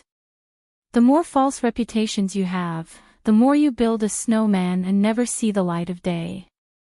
When Xiaonyang heard this, she felt that even if this person just said a few words, he was still pretty good. Huang Shi hesitated for a moment, and just wanted to tell his new drinking buddy the inside story, and persuade him to join the Yupu realm Qin Yu Patriarch if he could. There was no need to move away, because the founder of the sect with the Taoist name Qin Yu, it is inextricably related to Tongyi's Hao Town Demon Tower. It's just that this time the embroidered lady didn't get used to her man. She stepped on the back of Huang Zai's shoe under the table, and twisted the toe of the embroidered shoe hard to remind him not to act recklessly.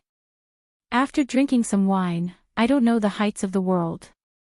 At the foot of someone else's dojo, casually revealing a monk's Taoist roots at the top of the mountain, do you think it is a trivial matter that can be overcome by drinking a few bowls of fine wine? What's more, your friend will continue to practice Taoism here for a long time. If he doesn't consider his own safety, he won't think about your friend." Fortunately, after Huang Shi hesitated, he felt that the matter was inappropriate and swallowed his words with the wine. Huang Shi complained to his wife from the bottom of his heart, saying that he was not drunk and knew better. The embroiderer didn't say anything. Huang Shi became ill and began to drink. Xiao Niang is accustomed to this. The men around her always say that when they have conflicts with others, they must kill decisively and eradicate their enemies. But in daily life, you still have to be soft-hearted. This kind of man has a lot of minor problems. Of course Xiao Niang still has it. Like it. When she thought of this, the woman who was not good at words softened her eyebrows. The embroiderer noticed that the girl in the mink hat raised her head and grinned at her. The embroiderer was stunned for a moment and then smiled back at the charming girl. She guessed in her mind that she was the daughter of the man in green shirt. Father and daughter don't look alike. Huang Shi stood up to say goodbye, and the man in green shirt stood up and said with a smile, "I must treat this drink." Huang Shi is a sweet-tempered person, so he is generous and casual. Besides, Huang Shi had many cheap practitioners and women who admired him in Luzhou, Beiju. The embroiderer has personally driven away many flowers and butterflies over the years. Huang Shi Xiao asked, "I still can't help it. Let me ask you a final question. Before I drank, what were the first few sentences that were of great benefit?" I pondered over and over again. Are they true or false? Chen Pingan smiled and said, "Say more polite words at the table and less unintentional words outside the table." Although it was said that it was not said, the answer was still vague. Huang Shi still thought it was good. We both know how to drink. The embroiderer noticed that the girl in the mink hat blinked her eyes, as if she had endured the same problem. She said in a low voice, "My father not only drinks wine, but also sells wine." Huang Shi looked strange for a moment. No wonder he is willing to treat me. The embroiderer smiled sweetly. Xiao Nizi is so simple, so her father must not be a serious person. The couple walked towards the door of the store, but they never thought that the young swordsman who occupied the table would also get up and put the drink money on the table. The young swordsman sneered and said, "Master Huang Xian has many friends. You don't have to pay when you go out to drink." Huang Shi said proudly, "I just met him and he is a fellow countryman. He respects me very much. It has nothing to do with my level or fame. He just thinks I have a good character." Xiao Niang did not dispel her man's bragging, but reminded her, "Did you forget one thing? People treat you to a drink. Are you embarrassed?" Huang Shi slapped his head and then remembered something. He turned around and asked in his heart, "By the way, brother, I've been busy drinking and I forgot to ask your name." "I'm sorry. I'm sorry." The green-shirt customer who was checking out at the counter turned his head when he heard this and said with a smile, "My pseudonym is Chao Mo, and my real name is Chen Pingan. If nothing else, he is the arrow-stomping person you mentioned." Huang Shi was stunned for a moment, and soon stopped laughing. He pointed at him and said, "Sure enough, I'm drunk. I'm the biggest in the world. We have the same taste. Let's have another drink if we have a chance." Chen Pingan nodded and said cheerfully, "No problem." Xia Go turned her back to the door and pressed her cheeks hard with both hands.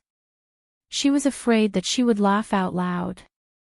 After walking out of the liquor store and starting to climb the mountain, Huang Shi was silent for a long time and asked curiously, "Why do you two act like nothing is wrong?" The embroiderer asked doubtfully, "Otherwise? It was just a chance encounter. For example, in Luzhou, Beiju, they had met an old Taoist priest who claimed to be the real person of Pa Di Peak Fire Dragon. The key was more than once." The young swordsman said angrily, "When we were in Pushan earlier, many people mistakenly thought I was Chen Pingan." Huang Shi was already sweating profusely. He tugged at his collar and said with a wry smile, "The problem is that you don't take him seriously, but he is really the same person." The embroiderer just shook her head in disbelief. Huang Shi had no choice but to explain, I have had a weird magical power since I was a child. I can see a certain kind of Taoist aura in others. The higher the Taoism and the more spiritual aura, the aura will be like the true body of a, or the higher the monk's appearance. You all know it, and at the same time you can roughly judge the purity and turbidity of other people's aura. Xiao Nyang said doubtfully, then you should have recognized him as Chen Pingan from the beginning. Why should you feel nervous when you go out? The young swordsman smiled and said, Sister, this is called talking while drunk. It seems that we really hit it off during the previous conversation. It turns out that he is Xiao Nyang's younger brother. In Huang Zai's words, this boy's eyes are on his forehead. He has such a famous brother-in-law who is famous all over the continent. He doesn't take it seriously. He also says that the Jade Sword Immortal has no power at all. Qualified to be his preacher. In the small golden elixir realm, his tone is as big as the sky. Huang Shi had no choice but to talk to this arrogant brother-in-law. In the beginning, he was indeed very light and low profile, almost the same as a cheap practitioner from Dongfu or Guanhai realm, but he stood at the counter of the shop when he answered the question. There was a magical sight in an instant. The embroiderer frowned and said, a monk's statue has become higher than Wudong Mountain. Huang Shi shook his head and said, if it was just like this, I wouldn't be so rude. The truth is gone, not even a trace, not at all. The last page of my ancient family book records this mysterious scene, called The Real Person is Face to Face but does not know each other, but the Taoist transformation of heaven and earth is just a stone's throw away. Huang Shi had never met that person before, so with Huang Zai's character, even if they met and knew that the other person was Chen Pingan, it would be nothing.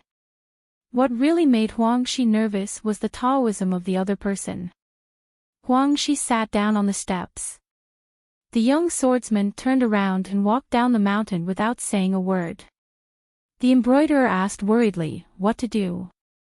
The young swordsman said in a deep voice, be my disciple. Huang Shi hesitated to speak. The embroiderer thought for a while, but still didn't stop her brother from going to the mountain. Huang Shi asked, Xiao Nyang, this guy Deng Jianpain has always wanted to become a disciple of Chen Pingan. How come I don't know about it at all? Last time we passed by Aquarius Continent, why didn't he go to Luopa Mountain? The embroiderer said helplessly, it's not like you don't know. Jianping never tells me anything about what's on his mind. Huang Shi smiled and said, that's right. As long as I say a few more words to you, brat, you will feel like celebrating the new year. I can't help it, I found it myself. Good wife, among the three of them, Huang Shi is the last one. Xiao Nyang's real name is Deng Jianqiao. The two siblings were orphaned at a very young age and depended on each other for their lives. In fact, Deng Jianqiao also had Taoist qualifications at the beginning, but eventually became a pure martial artist because she gave up on Taoism at the beginning of mountain climbing. She forcibly dispersed the spiritual energy of heaven and earth with a breath of pure qi, breaking many acupoints. Many times, when things come to a head, there is no choice but to have both ends. The two siblings went through a bleak period when they were young. However, Xiao Nyang did not mention these specific details of the past, and Deng Jianpain was even more mute. The embroiderer said, I don't know either. He went out for training back then and started to retreat when he returned to the mountain. If I asked him, he wouldn't say anything. He just said that he went down the mountain to get to the mountain. After that trip, Deng Jianpain became a different person. Before, the siblings finally had a stable share of the family business and the mountain dojo. However, Deng Jianpain was very undisciplined in his spiritual practice and sword training, and wasted his time. Deng Jianqiao was a child since childhood. She felt sorry for her younger brother the most, so of course she wouldn't say anything. Fortunately, during that trip, Deng Jianping began to practice Taoism seriously. In addition, he had a good sister who gave him everything he asked, so he was able to refine swords very quickly and his level rose very quickly. Later, Huang Shi often teased Xiaonyang. Fortunately, Deng Jianping had a good foundation. Otherwise, if he followed your doting method and didn't follow the rules of being a sister and followed him in everything, he would have become a lawless and harmful party. The dandy boy. The embroiderer would reply with a smile on her face, without even looking at whose younger brother it was. However, during that experience, Deng Jianping also brought back 2 children with frostbitten hands and took them as his direct disciples. Huang Shi and Xiaonyang knew this matter clearly after they became Taoist monks. They also knew that the 2 children were born in poor families and that their parents sold charcoal to make a living. As for where their hometown is, they said that Huang Shi had forgotten the specific name. It seems to be a small country southeast of Beijing, a village outside some city. When they met Huang Shi, they had already lived in the mountains and practiced Taoism for some years, and had grown into a young man and a graceful girl respectively. But even if they become Taoist monks on the mountain, they still seem to like to talk about things from their childhood. For example, they often go to the city with their father in a bullock cart, go to the market or New Year's Eve, sell charcoal in exchange for money, and have new clothes. New shoes. Although their qualifications were extremely average, Deng Jianping still valued his master very much, and he did not hesitate to spend a lot of resources. Deng Jianping no longer even had the intention to accept disciples, saying that having a first disciple and a closed disciple was enough. Huang Shi didn't think much about this, let alone ask any questions. He just thought that it was this cold-faced and warm-hearted brother-in-law who saw the 2 children suffering from the same illness on the way back then, and felt compassion for them, so he took them back to the mountains. The embroiderer said softly, "Actually, Jianping is very satisfied with your brother-in-law, but he is too shy to say it." Huang Shi smiled and said, "You know, it's not like one family doesn't come into the same house." The embroiderer said, "Is it okay to lose my apprenticeship so rashly?" Huang Shi smiled and said, "I don't know if it will work or not. I'm just sure that Jianping went the wrong way. He shouldn't have gone down the mountain to be a disciple. He has to go up the mountain to find the master." The embroiderer quickly figured out the connection and became worried. She is always so single-minded and short-sighted. "How can I find a wife in the future?" Huang Shi said, "We don't have to worry about this. This kid is very lucky." As expected, the young swordsman returned to the mountain road with a sad expression and sat next to his sister. Deng Jianping scolded himself for being a fool. He should have taken notice of the green bamboo staff when he saw it. Huang Shi joked, "I'm usually quite clever." The embroiderer gave him an elbow, but it didn't do anything at all, and she was still making sarcastic remarks. Deng Jianping didn't take it seriously, but looked sad. Huang Shi asked, "When I passed by last time, why didn't you go to Luola Mountain to have a look? I heard that the mountain was closed, and you thought you would be rejected. Why don't you go and ask for trouble?" Deng Jianping said, "At that time, I felt ashamed and felt that I was not qualified to climb that mountain to meet him." Huang Shi fell silent, and Xiaonyang gave her another elbow, signaling to continue asking. She was also curious. Huang Shi had no choice but to continue asking, "Is it because you are a sword cultivator and he has the title of hidden official? Because he has made great achievements in the Great Wall of Sword Qi, so you take a special look at him?" Deng Jianping shook his head, "It's not for these reasons." Huang Shi said sternly, "Jianping, then I'm even more surprised. You've never been the kind of person who admires anyone with a higher level. Why do you want to be your disciple alone? If I remember correctly, Bai Shang has gained it. Your idea of becoming a disciple was just rejected by you." Deng Jianping remained silent. "There are some injustices that we are accustomed to. No matter heaven or earth, gods or gods, I don't care. After I, Deng Jianping, learned the sword to a small degree, I decided to mind my own business. I am willing to follow the footsteps of those who came before me and go straight on the road, regardless of my life.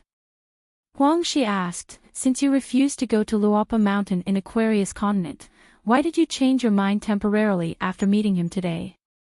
Deng Jianping became anxious and cursed, I'm a stubborn person, but am not a heartless fool. Why didn't I see you when you could see me? Why did you miss out on being a disciple in person? Huang Shi and Xiaonyang looked at each other and smiled. Chen Pingan did indeed meet the Qingyu patriarch on Wudong Mountain, in a library that seemed to be hidden in a cloud cave. In the mountain of books, Chen Pingan took out a book from time to time and doubled it. Qin Tong next to him looked as if he was looking for a thief, which made Chen Pingan a little bit overwhelmed. Qin Tong said, then let's do whatever you want and chat somewhere else. Xiago began to shake his head and whistle. If you continue to be so arrogant, I will clear you up. Nowadays, I not only like reading books, but the owner of the mountain also praised my landscape travel notes for being simple and unpretentious. From what I heard, I wonder if there will be a chance for it to be published as a book. Chen Pingan smiled and said, how can the master persuade the guest to do as he pleases? Having said that, he still put the books in his hands back to their original places. Together they walked to the corridor outside the building. Chen Pingan talked about what he had seen and felt. He said that it was really good for fellow Daoist Qing Tong to establish a sect here. Those demon monks, no matter what they talked about, in their words, or on their faces and eyes, in their originally gray world, now seemed to have a bright brilliance. At least I dare to look forward to tomorrow, regardless of whether I will be disappointed tomorrow. Naturally, Qing Tong used landscape restriction in the library. They walked to the railing and Chen Pingan tentatively asked, would you like to introduce you to these two guest friends? Qing Tong clicked his tongue and said, it can't be the two guys I saw before, right? Chen Pingan was really not thin-skinned, with a hearty smile, what a coincidence. Qing Tong said indifferently, it's easy to handle. It's a small matter for a government office somewhere in the mountains to add 2 sets of bowls and chopsticks. Qing Tong asked, by arranging them like this, Master Yin Guan won't feel that he is not proud enough, right? Chen Pingan smiled and said, I think it's a great honor to be able to talk about small things with big people. Qing Tong and Xiago said in unison, irony. Xiago was so angry that he and Qing Tong wanted to go there together. He wished he could eat those 2 words to satisfy his stomach. Chen Pingan took out his tobacco stick and started puffing away smoke. Qing Tong said, I heard that the mountain master is good at naming. I have something to ask of you. Xiago twitched his lips, then you have really found an expert. Chen Pingan smiled and said, easy to say. Qing Tong said, Wudong Mountain has a total of 96 peaks, more than 200 large palaces and pavilions, 39 large ridges between the peaks, 18 caves and grottos suitable for spiritual practice, 12 bamboo seas and peach forests. There are 3 large rivers, 16 mountain streams, more lakes, ponds and waterfalls, and all kinds of cliff carvings and stone monuments are needed. Chen Pingan choked on the dry smoke and coughed. He quickly said, I'll talk about it next time. I happen to have something to do and I have to go to the Qinghu Palace in Qingjing Mountain immediately to make an appointment. Qing Tong laughed and said, what a coincidence. Chen Pingan sighed, who says it's not the case? Qing Tong saw 3 people climbing the mountain together on the main road of Zushan, the Shinto road. Among them, the young swordsman among them hurriedly went down the mountain. In his own realm, Qing Tong was in the Ascension realm. Not to mention the content of his words, he could even hear the monk's thoughts, but he was too lazy to do so. The gate of Wudong Mountain is open. It doesn't matter who you are, what your status and background are, and what kind of monastic qualifications you have. Come and go as you please. Xiago complained, fellow Taoist Qing, you are the host. As a guest, I just give you a suggestion. Don't always speak in a weird way. It will hurt people. I won't come next time. Qing Tong was a little surprised. When did Sword Cultivator by Jing become so talkative? The clouds gather and disperse outside the building, just like the separation in life. Qing Tong wanted to say goodbye to the guests, but he never thought that Chen Pingon didn't move, so Xiago just lay on the railing and waited patiently. On the other side of the mountain road, Xiaonyang said softly, Giant Pain, my brother-in-law just said when you came down the mountain, that person is probably in the mountain right now. Let's see if we can help you introduce him to him. Huang Shi patted his chest and said, for the sake of my brother-in-law's great future, I am a brother-in-law, so I am naturally brave enough to say a few words of kindness to my new friend to ask for help. For some reason, Huang Shi found that the atmosphere was not right. First, Xiaonyang fell silent, and then Deng Jianping turned slightly sideways and began to be in a daze. Huang Shi was a little confused, but still asked in her heart, Xiaonyang, did I say something wrong? Can I make amends with Jianping? Xiaonyang, who was sitting between the two of them, had gentle eyes and patted his arm gently. No, don't think about it. Huang Shi was even more shocked after that. From the corner of his eye, he noticed that Deng Jianping had a wrinkled face, his mouth was open, and his face was full of tears, but he never cried or couldn't cry. The embroiderer wanted to speak several times, but she didn't know how to comfort her brother, so her eyes turned red. She choked up first, maybe because she was distressed or wronged. Who knows? Deng Jianping took a deep breath, without wiping the tears on his face, and said in a trembling voice, Sister, I have been sorry for you since I was a child, so after you killed those beasts and brought me to live a stable life, I will still deliberately not practice well, because it seems that every higher level, it proves that I am less of a thing. Later, after I learned some swordsmanship, I thought I could put aside the relationship with the past. As a result, I escaped again in a place called Suijia City. At that time when I saw the two children on the street, I felt close to them, as if I were seeing ourselves. Later, the two children were kept in the dark and were still standing next to the bullock cart. They just looked at me, and I looked away. After they were killed, the disaster was about to fall on my head, so I fled alone. What was wrong? It seemed that anyone could escape, so why couldn't I? But I felt that only Deng Jianping couldn't. I couldn't deceive myself. The young swordsman gently beat his heart, again and again. Sister, I feel uncomfortable. For so many years, I feel that I am doing everything wrong. Practicing sword is wrong, eating and drinking is wrong, everything is wrong. Sister, you have it's even more wrong for someone like me to be a younger brother. I'm sorry. Deng Jianping stopped talking, as if he was extremely disappointed and relieved, and handed the long sword to his sister. Deng Jianchao didn't dare to take back the sword. She subconsciously turned to look at her man. Huang Zai's eyes were firm and he nodded, just keep it for Jianping first. The woman took the long sword and choked with tears. Huang Shi, what should I do? Why is it like this? Huang Shi replied softly, I haven't seen him before. I can still hide and deceive myself. When I actually meet him, I know that I can't escape. I think it's good. It's not a bad thing in the long run. Deng Jianping stood up and went down the mountain first. The young swordsman walked in front both up and down the mountain. The embroiderer asked softly, is everything okay? Huang Shi wiped her tears and said softly, believe me, it's okay. Xiaonyang, when did I lie to you? Xiaonyang nodded, but then said something silly that made Huang Shi dumbfounded. Do you think if we go to ask Qin Pingon, will he agree, even if Jianping becomes an anonymous disciple.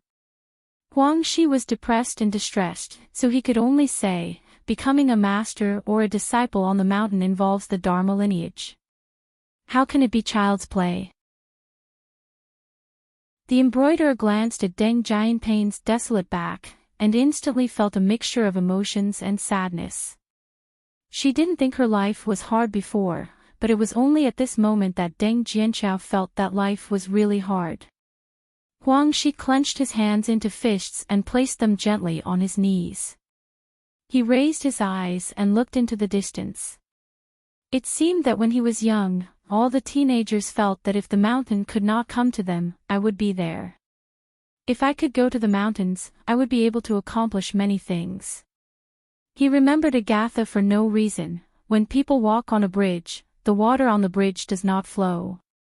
Probably all the difficulties and sufferings in life are caused by people walking on the bridge.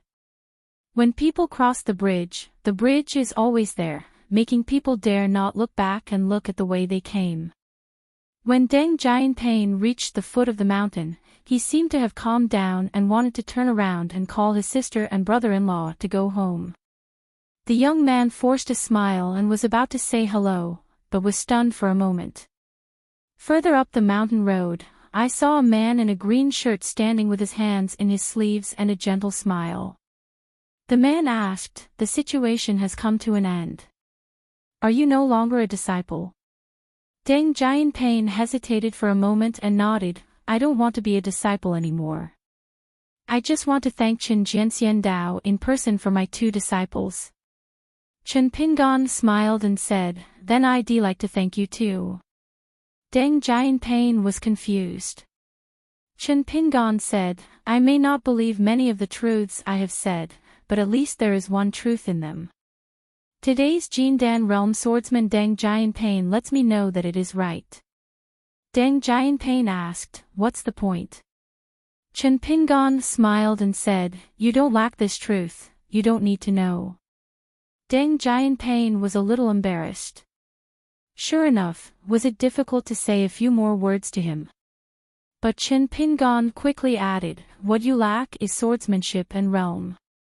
You lack a master who can both reason and teach swordsmanship." Deng Jianping was completely stunned. Wearing a green shirt, he walked slowly down the mountain. The sword fairy's sleeves were swaying slightly as if in the spring breeze. Deng Jianping refused to become a disciple, but Chen Pingan was willing to accept a disciple. Sword of Coming Chapter 1133.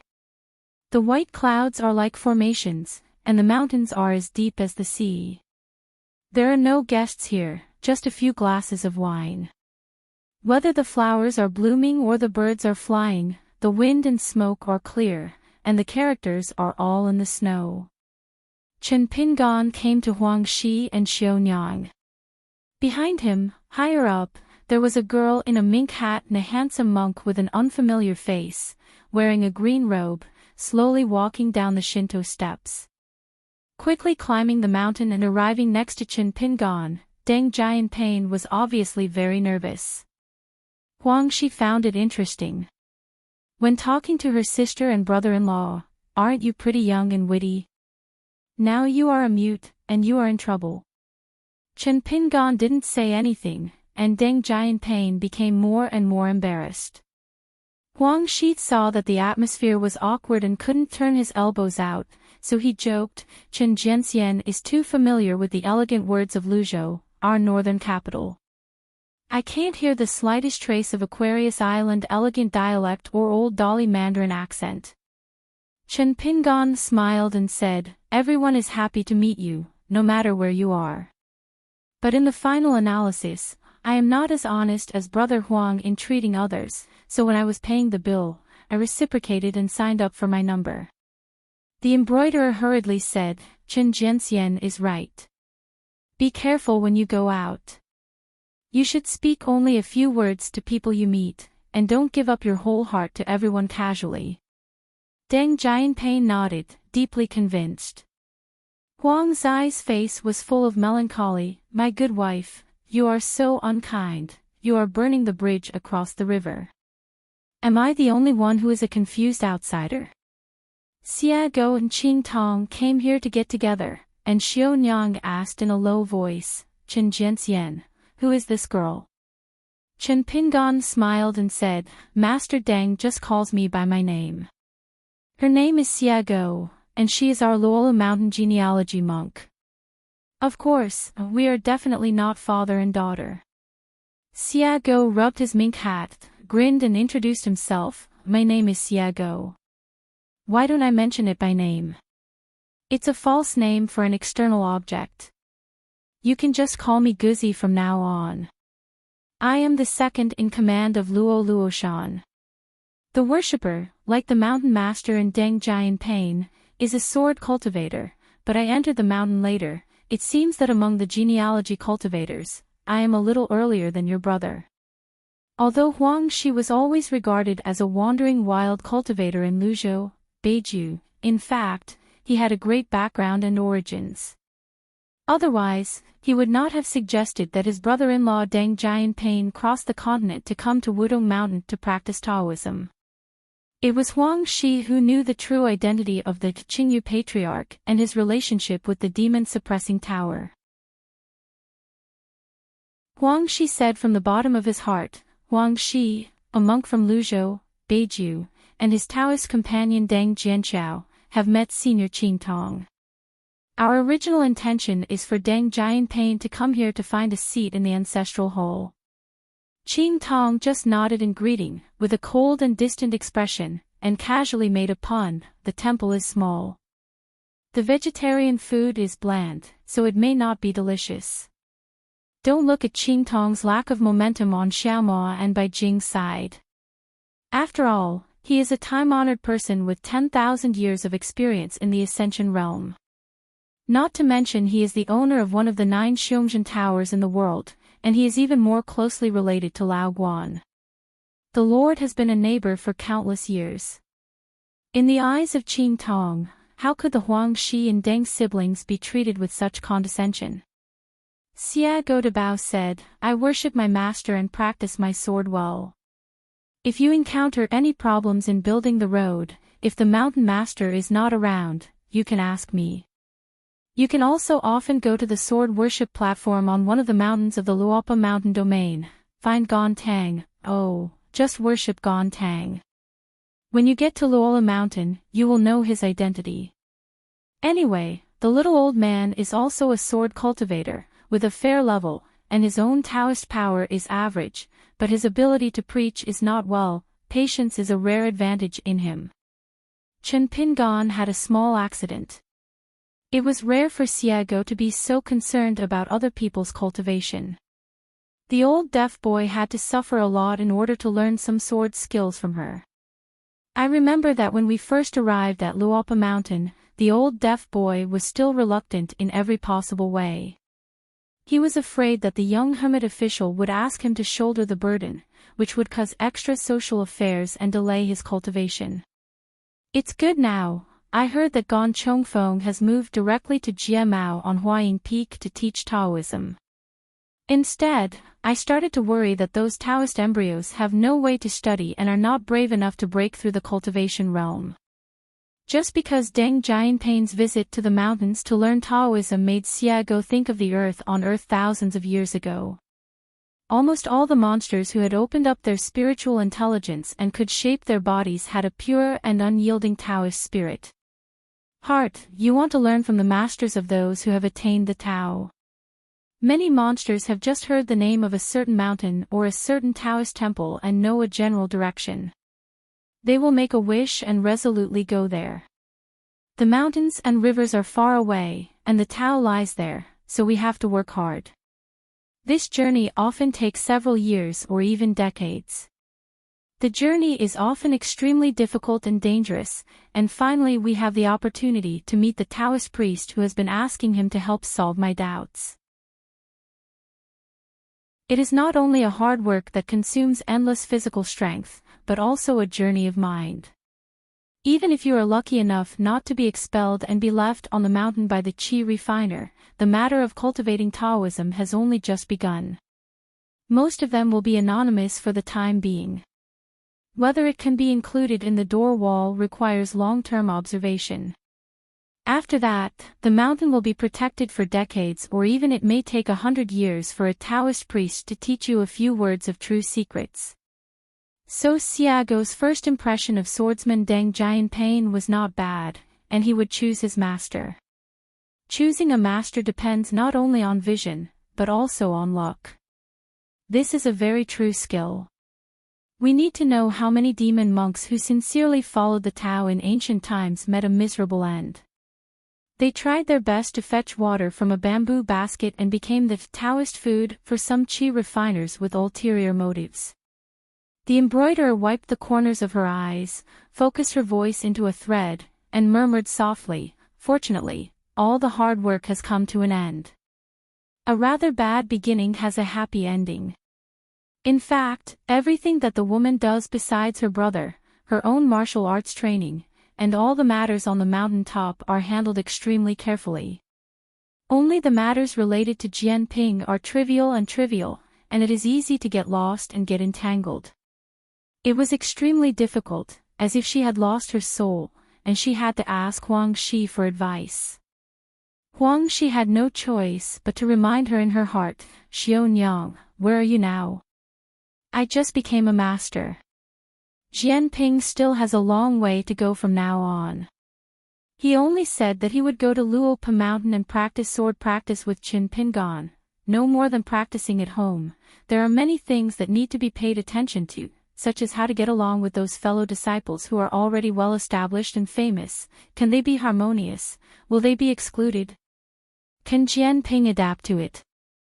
Luo Mountain's family tradition, whether it is related to the elders or not, usually treats people less casually than in the dojo at home. We know each other well in the past, so naturally we don't have to worry about saying something wrong or inappropriate, and the other person may miss him for a long time. Besides, well, our side is just a hilltop with no more than 100 people in total. It is far inferior to the hidden dragons and crouching tigers in Luola Mountain. There are many experts with different temperaments. Let's just talk about this girl Xia. She can serve as the second enshrinement of Luola Mountain at the foot of the mountain.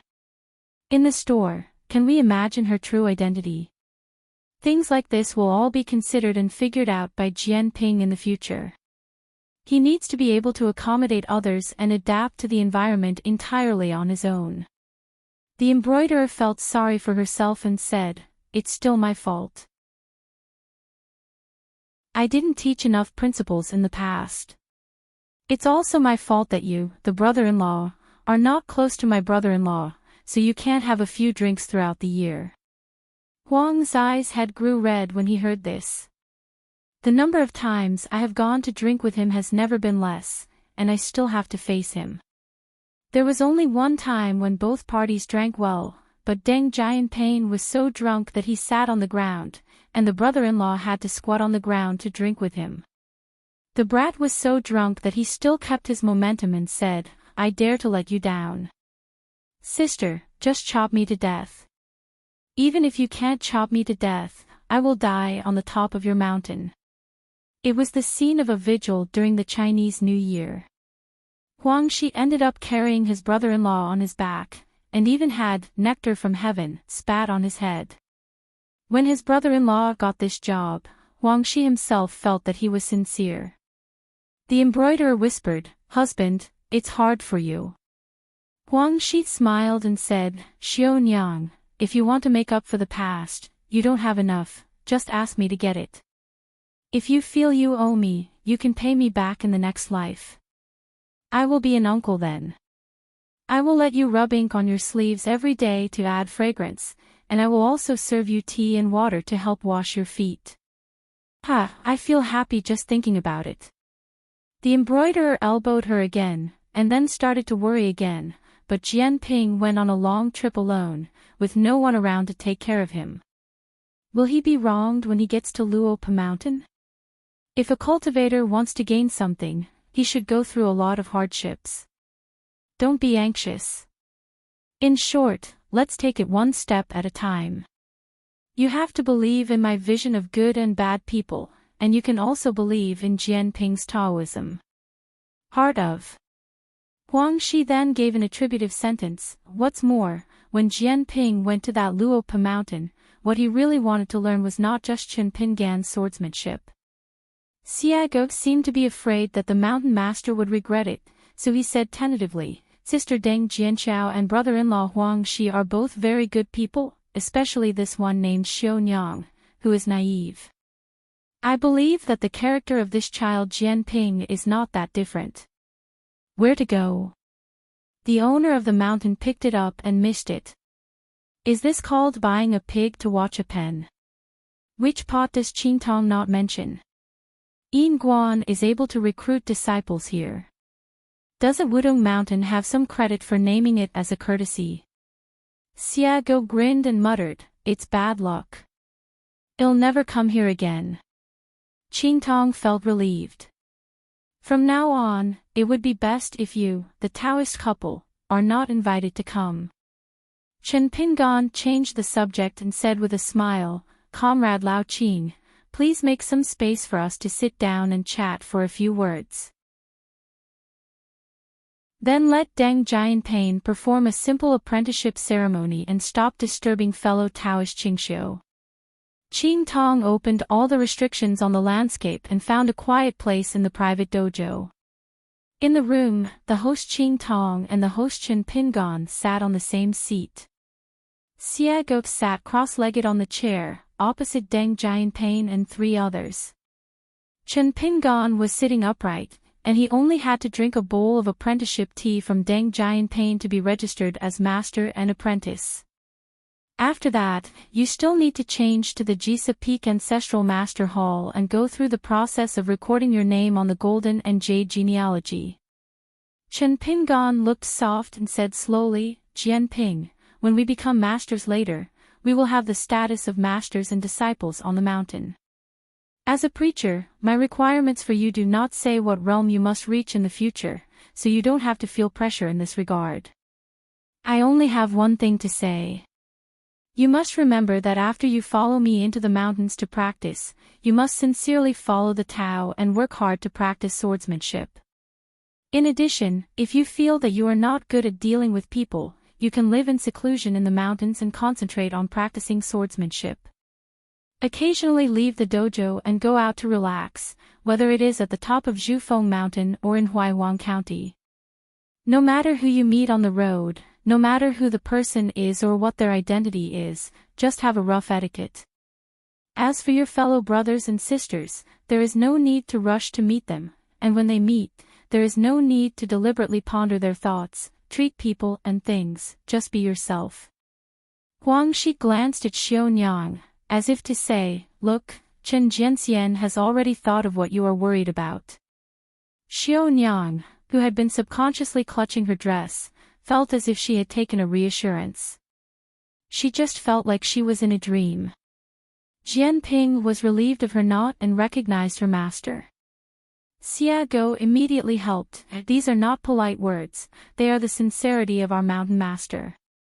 For example, there is a Tao Jianxian in the Qingping Sword sect who is in the Jindan realm. He is in the same realm as Jianping. He was born in Shanzi Yeshu and he has a bad temper and loves to scold people. Jiang Shangzhen, Miyu, Mai Xiaomo, and even the owner of the mountain were all taught a few words by him in person. Tao Jianxian is still alive and kicking every day now. He, now that we are all family members, then I will tell you more about Tao Jianxian's feats. Last time Qingping Sword sect held the opening ceremony of the mountain, Tao Jianxian was the last one to get up and met our mountain master on the mountain road. He spoke straightforwardly and persuaded that there should be less red tape for this kind of ceremony, otherwise he would take a nap in the ancestral hall and sleep in his cage. The mountain master had no choice but to nod obediently and say okay, okay. Chen Pingan smiled and explained, the story of what happened has been polished by Xiago, and it is a bit exaggerated. Taowen doesn't just curse people when there is nothing wrong.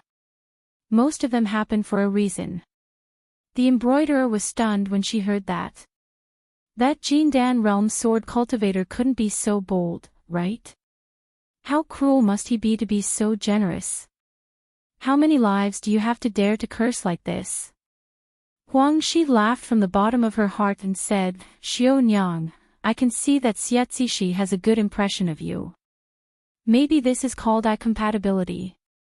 The woman then thought, even if Xietzishi used an exaggeration, but no matter how ignorant we Jian Pain is, how can we always be better people than that Tao Jianxian? Qing Tong coughed and reminded that this was Yin Guan recruiting disciples. In a sense, every word he said was preaching and teaching skills. You, Bai Jing, an outsider, should not interrupt, it is inappropriate. Xiago rolls his eyes, bad luck is really bad luck. Little did he know that Qing Tong felt that meeting the two of them would seem to be a conflict of fate, which would be his downfall. Chen Pingan said sternly, Deng Jian Pain, before you formally become a master, as far as I am concerned, it is not only the master who chooses his apprentice, but the apprentice can also choose his master. The rule that one day is a master and a lifetime is a father is not so natural. If one day you feel that the two ways are not compatible, you can just get together and break up. Don't be too rigid about the master-disciple status, and don't think too much about the human world outside of practicing Taoism and practicing swordsmanship. Of course, you still have to go through the necessary ancestral hall procedures. Yes, remember not to leave without saying hello.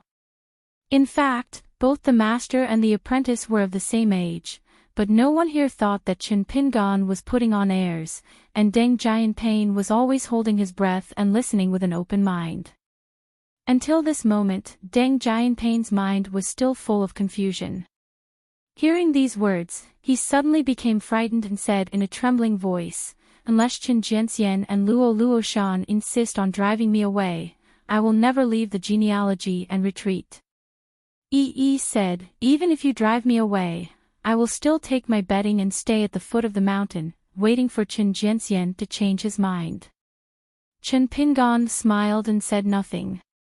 Xiago was overjoyed. This guy knows how to take advantage and knows how to find a way out at the foot of the mountain.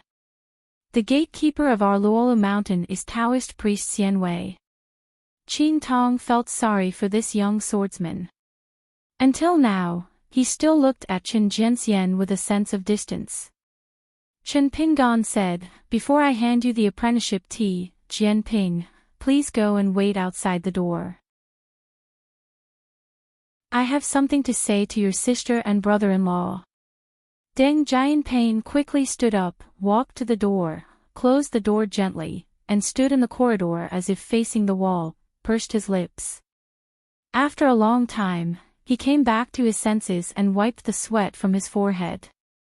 Xiago raised his chin and signaled to Qing Tong that you are an outsider and you should leave the house quickly.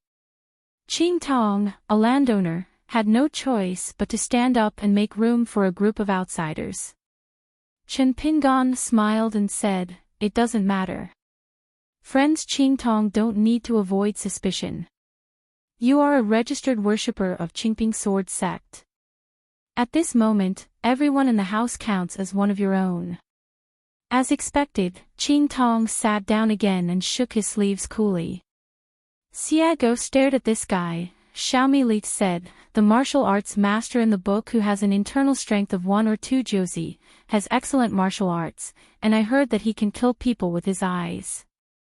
Qing Tong was actually depressed in his heart. He was annoyed to death by this young girl in a mink hat who was now known as Xiago. She might as well have met Bai Jing, the swordsman from 10,000 years ago. Chen Pingan said, Fellow Daoist Huang, Master Deng, first of all, I have to thank you for trusting me to give Jianping to me to teach you swordsmanship. Then I also ask you to rest assured that I will be extremely careful in my teachings in the future, both emotionally and rationally. Jianping now he is in the Golden Core realm. With his qualifications and foundation, it is not difficult to break through the bottleneck and enter the Yuanying realm within a few seconds. As expected, His real difficulty lies in the fact that when he was in retreat in the Yuanying realm and tried to break through, he had two inner demons. One of them, when it was an accompanying city and Chenpingan at that time, I had my own means to prepare for a rainy day and help him pass the level without taking shortcuts. However, the inner demons of the previous level must be solved by the person who tied the bell. Before Grandmaster Deng says goodbye to Jian Pain, he needs to have a frank heart-to-heart talk with his brother and sister. Remember, Grandmaster Deng should not care about Deng Jianpain's feelings, and should not blindly listen to Deng Jianpain's thoughts. He should cover his ears with lightning speed. Once it is clear what Deng Jianxiao was thinking and why he acted as he did in the difficult situation that year. It should be noted that Deng Jianpain was unable to resolve this knot, which was calamity. When faced with calamity, he ran away again and again, and his Taoist heart retreated. Even if the flood breaks the embankment, Deng Jianpain's achievements in this life will not only stop at the nascent soul realm, but he will sail against the current and retreat again. Therefore, Grandmaster Deng must solve the hidden dangers in this matter first, otherwise he will not be able to succeed later. The more I preach, the more mistakes I make regarding Deng Jianpain's future. Deng Jianxiao said in a deep voice, I will definitely live up to my trust. I will go outside and have a heart-to-heart talk with Jianping. Huang Shi hesitated to speak. Chen Pingan said bluntly, Deng Jianxiao, have you really thought about it? Do you recognize yourself and dare to tell others who you are? What's the point? Deng Jianxiao was stunned. Huang Shi nodded slightly, and the authorities were confused and it was clear to the onlookers. Chen Pingan continued to ask, when suffering comes, dare to be angry and speak out, rise up and kill when necessary. Is it for yourself or for your relatives? If the Tao is to have both, what is the order and emphasis? Deng Jianxiao at that time, it was inappropriate to abandon the immortals and turn to learn boxing. I couldn't help myself. Today, who do I live for in this life and who should I live for? From now on, Deng Jianpain should face Deng Jianpain. What is the responsibility of this name and how is it responsible? Deng Jianxiao couldn't answer a single question. Huang Shi said cautiously, Chen Jianxian, there are a lot of questions. Could you please ask the embroiderer to calm down a little? Chen Pingan just glanced at him. Huang Shi became speechless. What a guy, he is so powerful. Chen Pingan, who had a similar conversation at the wine table, was completely different from the other two. Chen Pingan was silent for a moment, asking and answering a question to himself. As a monk, his will is depressed and his heart is like ashes. Can the ashes be rekindled? If you stir up the embers of the brazier, there is a hidden pearl. Huang Shi secretly praised. Chen Pingan smiled and said, Master Deng, go call Jianping in. Deng Jianxiao had been in a daze, and suddenly woke up, stood up, and went out with Huang Shi. Qing Tong was the first to leave his seat and stand up. Xia Go did this on purpose, slowing down and leaving the chair. He could no longer speak and act exactly like Qing Tong. What does it mean to practice Taoism in the mountains? It is a secret heart-to-heart teaching between master and disciple, and the Dharma is not transmitted to the 6 ears. Deng Jianpain didn't sit down, he just stood. Chen Pingan didn't say anything about this, and said, Jianping, I can allow you to practice sword breaking slowly, and I can even accept my own direct disciples who often slack off in practicing sword, wasting time, and wasting their qualities. There is no big deal. To succeed, you must be a good person with a clear conscience from beginning to end. The disciple's failure in practicing Taoism is because, after all, the master who is a preacher, failed to teach the disciple well. These are easy to discuss, and you can be allowed to be on the road of life. Make mistakes, admit them, and correct them. But I will never allow Deng Jianpain to disappoint his sister who has no requirements for him. One day, I will not only clean up the family in person, but also let you know what it means to regret having me, Chen Pingon, as your teacher. Did you hear me? Deng Jianping shook his head and said in a deep voice, Chen Jianxian, I remember every word. Chen Pingon smiled, huh? Deng Jianping suddenly realized it and scratched his head, Master, all the disciples have remembered it. Chen Pingon seemed to have profound meaning in his words. A true heart-to-heart comparison will not drag down both parties. Deng Jianping seems to have some enlightenment. In the corridor outside the house, Qing Tongxian symbolically used a layer of formation to help isolate the world inside the house. He glanced at the Taoist couple from other continents and asked straight to the point, Deng Jianqiao, with the cultivation levels of you and the Taoist couple, why do you let your younger brother come to Wudong Mountain to join a Jade Pu realm family? The embroiderer was hesitant. After all, it involved her man's family secrets. Huang Shi was very honest and said with a smile, to be honest, the founder of my family once traveled all over the world to visit real people. Before the war was over, he left a notebook recording his experiences. He wrote that he was with Qing Tong at the Yao Tower in Tonggishao town. The senior had a chance encounter. At that time, he stopped to rest at the entrance of a grotto sealed with white clouds. He was struck by the scene and chatted a few words about his Taoist experience. Unfortunately, the conversation with the master in the mountain did not agree, so the ancestor took his leave and left. Qing Tong thought for a while and finally remembered that thousands of years ago, he had indeed seen a sloppy and lame old Taoist priest with profound Taoist power and strong agility. But for the young Qing Tong, this kind of encounter is like a leaf of duckweed spinning on the water, fleeting, and never paying much attention to it. So Qing Tong just said with emotion, it's not easy for your family to inherit the incense tradition for so many years. If you keep up your efforts, don't insult the ancestor. There is an old saying in the mountains, it is better to mess with the new sects that are booming than the old mountains with endless orthodoxy. Because I don't know if there are several ancestors hiding in the latter mountain or in the hanging statues. Huang Shi called the Taoist priest and said respectfully, the younger generation should bear in mind the ancestral precepts and teachings of the elders. Seeing that the atmosphere was good, Huang Shi said, my ancestor Zhang Fu also wrote down a sentence in his notes, saying that in Tonggishao back then, there were only two strange people who dared to say that they had realized Taoism. They were in Donghaiguan Taoist temple and one continent. Under the central plane tree. Qing Tong seemed to be smiling, but said, such biased words can only be written in a notebook and closed for self-admiration.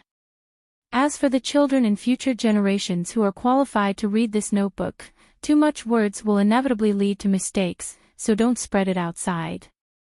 If this kind of talk is accidentally heard by the old viewer, the person who said it and the person who listened will definitely be unable to eat and walk around, and neither of us can even think of running away. Fellow Taoist Huang, please don't harm me.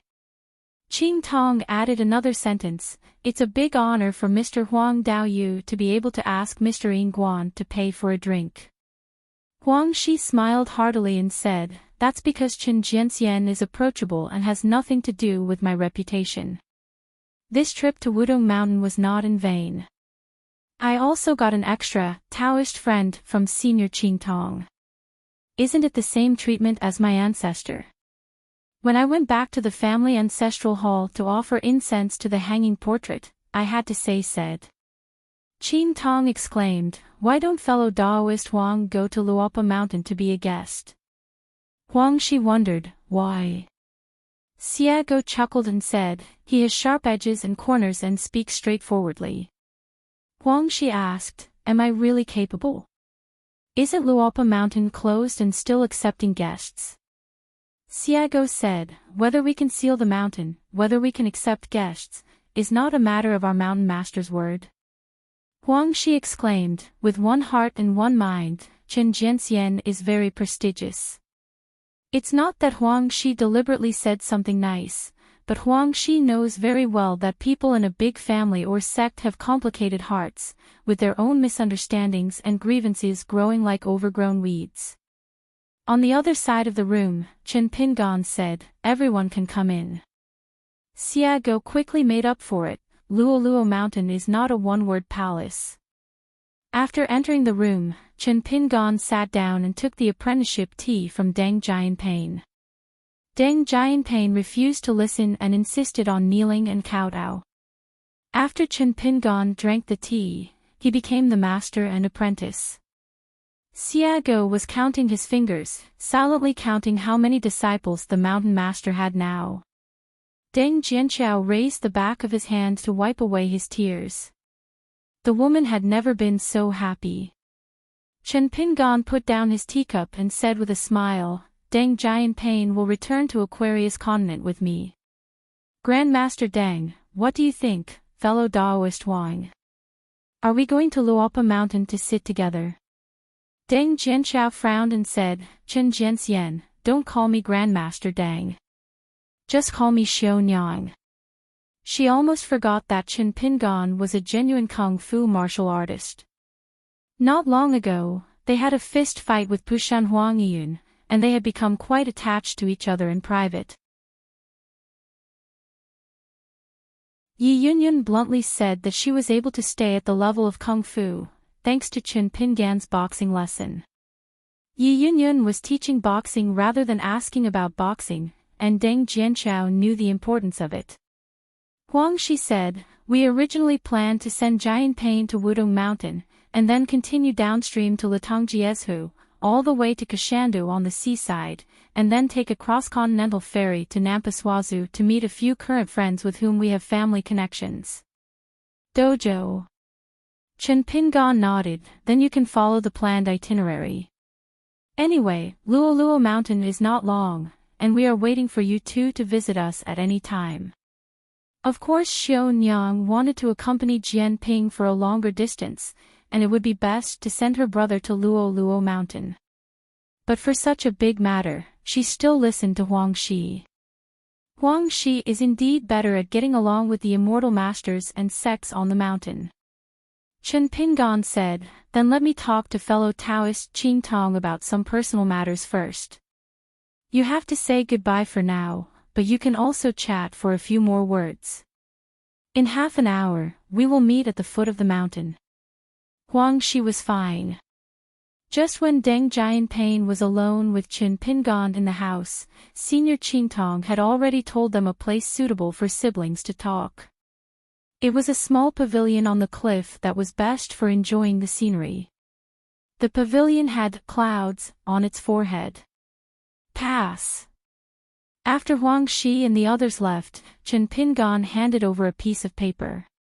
Qing Tong took the piece of paper covered with small regular script and asked doubtfully, "Really?" Chen Pingan glared, "How can it be difficult for me to be stopped by such trivial matters? Talent is flowing like a spring, and I'm afraid of it myself. Who can stop it?" Xiago laughed heartily. Once she was in a good mood, she didn't care whether Qing Tong pretended to be in the 14th realm or not. Chen Pingan laughed at himself. "I even had the idea of accepting a disciple as my master. I almost said it on the steps of the mountain road earlier." Xiago was really shocked now, and Qing Tong was even more surprised. On the mountain road to the small pavilion, Deng Jianping took the lead and said with a smile, "Master talked to me a lot, and also taught me a truth that I will keep in mind." Huang Shi joked, "What's the golden truth? Can I take advantage of it and listen to it?" The embroiderer elbowed again, and this time Huang Shi, who was very familiar with it, blocked it with her palm. The embroiderer elbowed her again, "Hey, I'll block it again," so skillfully that Deng Jianping, who was his brother-in-law, felt distressed. Deng Jianping said, "The truth is very simple, just one sentence: human life is rare, and a gentleman will not save it." Huang Shi nodded and agreed. "This kid Jianping really likes to get into trouble. Chen Jianxian is advising you to cherish your life and don't die casually." Deng Jianping was non-committal. In fact, Master also said a few words at the end. It is the principles that your Master Qi taught me back then, and I will pass them on to you today. It just so happens that I haven't left the town yet, and you haven't gone to the town yet. You haven't gone up the mountain yet, and you're still outside the mountain. Xiaonyang asked tentatively, Jianping, I'm going to tell you something from my heart, do you want to listen? Deng Jianping took a deep breath, looked determined, nodded and said, Sister, I've been waiting for this sentence for a long time. Huang Shi smiled and said, Hey, the implication is that you are complaining about my sister for not taking the initiative to chat with you. It's so wonderful to turn an army against you with one hand. Deng Jianping's face turned red. He was not good at talking and was holding back too much. Xiaonyang's elbow was quite powerful, but Deng Jianqing grabbed her arm and walked forward quickly together.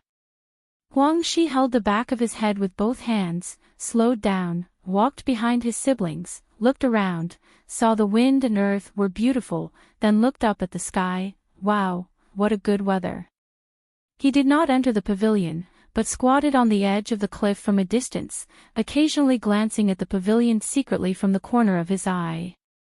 I don't know what the siblings were talking about, but I saw that Xiaonyang finally cried for the first time. The grievance was on her face, but not in her heart.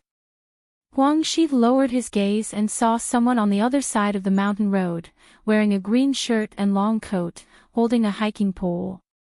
Reminds me of a saying that above all the martial arts in the world, Cao Cao dressed in white is dressed in green. Huang Shi smiled knowingly and went to visit Cao Ci when he had the opportunity. How strong must this guy be to make Chen Pingan lose several boxing matches in a row without winning? Chen Pingan took Xiago down the mountain first. No matter how arrogant Qintong is, it is only polite to send him to the mountain gate. On the way down the mountain, I met several groups of monster monks who were going up the mountain. Halfway up the mountain, the goddess of the Wudong Mountain Ceremony Department was responsible for entertaining the guests, and the monks from the patrol and hunting department were responsible for driving them away. Seeing the mature and prudent old man, Chen Pingan took the initiative to clasp his fists, and the latter clasped his fists in return. After both parties nodded, they smiled and left. Needless to say, in life, east, west, north and south go their separate ways. Qintong remembered this scene in his heart. And there was that foxy girl who was surrounded by the stars. When she saw the guest in green shirt, she smiled brightly and extended her hand to say hello, Brother June, we meet again. We are quite destined, right? But she muttered a little bit. Qintong turned around and went up the mountain. Deng Jianping went down the mountain alone and came to Chen Pingan and Xiago. He smiled and said, Master, Xia, my sister and brother-in-law will spend more time in the mountains. Chen Pingan nodded, handed the green bamboo stick in his hand to Deng Jianping, and said with a smile, handmade bamboo stick, an ordinary object, don't dislike it. Deng Jianping was stunned and took the hiking pole with both hands. Several groups of monster monks who were drinking in the shop at the foot of the mountain were still queuing up to record their files. I heard that the goddess in charge of the ceremony department was a nascent soul realm water goddess from the old dynasty, and the one who was the patrolling department the top spot was actually a martial artist at the top of the far-traveling realm. But including the two of them, everyone who had already arrived at Wudong Mountain with official hats looked respectful, waiting for the handsome monk wearing a green robe. Qintong's face was indifferent and he continued to climb the mountain without stopping. He just said, keep busy with your work. The charming female cultivator and the others were stunned on the spot as if struck by lightning. I begged and begged a lot, just asking that this person be the famous Jade Patriarch, but the problem is that he seems to be it, absolutely true. Qintong hesitated for a moment, then turned around and pointed at a certain old man, and told the ceremony department to record his name directly in the genealogy without reviewing his resume. The old man, who was inexplicably destined to be promoted by the Department of Rites and Ceremonies, was in a daze for a moment. After the patriarch Qingyu, who had opened the golden mouth, left, instead of saying thank you to the founder, he suddenly ran out for a distance and headed towards the foot of the mountain. Looking up into the distance, it's a pity that the green shirt that the old man only thought was ordinary was no longer visible. Just because the old man was extremely sharp-eyed and attentive, he remembered that Patriarch Qingyu sent guests down the mountain. As the host and the head of a sect, he was not walking in the middle, but on the left and right with the girl in the mink hat. Who is it? It can't be him, right? How can it be? A little girl noticed something strange, ran over, tugged on the old man's sleeve, and asked softly, "Grandpa, what's wrong?" The old man smiled and said, "It's nothing. I must have made a mistake." The little girl smiled coquettishly. "Where did it go?" The old man said in his heart, "It got stuck on a name." The little girl looked puzzled. "Which name?" The old man rubbed the child's head, fearing that he would scare the child if he said it, and said softly, "It's just a name with many identities." On the road outside the mountain, the disciple asked, "Master, I'm still curious about that truth. Can you explain it to me?" The master replied, "There may be people like Lu Xianyang and Chen Pingan in the city." Deng Jianping tightened his grip on the green bamboo stick and nodded vigorously. "There must be some. There are some in Suage's city and there will be some elsewhere." Xiago whispered, "Mountain Master, I can't help myself in this scene, so I just want to write a limerick." Chen Pingan said, "Stop, please thank the second seat and put away this magical power." Xiago muttered, "I can't stop it. Besides, I only want to come up with half of it."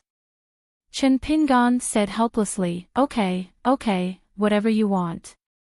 "Thanks to the dog, ha ha ha," he said, show your ugliness, with a proud face, and shouted at the top of his lungs. Landscapes change everywhere, and travelers are unaware of them. Chen Pingan let out a sigh and said it was not bad. Xiago couldn't stand the praise and turned his nostrils to the sky. Deng Jianping became more and more relaxed. The master of the mountain and the second minister had a really harmonious relationship. After walking to a secluded place in the mountains, Chen Pingan smiled and said, "Then let's drive on with our swords and catch up, Jianping. I'll teach you the 18 stops of sword qi on the way." "Thank you, dog, for rubbing your hands." Deng Jianping was worried. 3 sword lights suddenly rose from the ground. The first figure was the same color as the blue sky, and the picturesque mountains and rivers of the earth were beneath his feet. "The road is like the blue sky.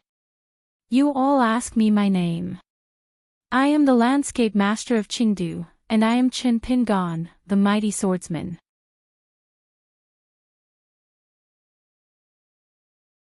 Sword of Coming Chapter 1134.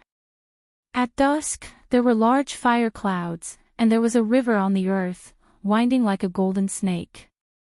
The 3 sword lights dragged out long flowing fireflies, and wherever they went, there was a thunderous roar in the sea of clouds. Deng Jianping learned the luck method of the 18 stops of sword qi neither quickly nor slowly. Not fast, compared to the outstanding swordsman geniuses at the Great Wall of Sword Qi, but not slow, probably because Chen Pingan was at the bottom. Chen Pingan did not treat Xiago as an outsider. She was a typical person who could master it as soon as she heard it. She quickly practiced it several times, and her sword energy was running without any stagnation. In terms of sword training qualifications, Ning Yao and Xiago are indeed the only ones among geniuses. After Xiago learned this skill, he praised the foundation of the Great Wall of Sword Qi. This put pressure on Deng Jianping, who thought he had not yet truly mastered the technique, and asked Chen Pingan in his heart if his qualifications were not good enough. Chen Pingan was speechless for a moment. "Who do you want to compare your qualifications with, but you want to compare with Xie Zishi?" On the way to ride the wind, Xiago was a little envious of the green bamboo stick. Mountain Master, can you also give me a hiking stick?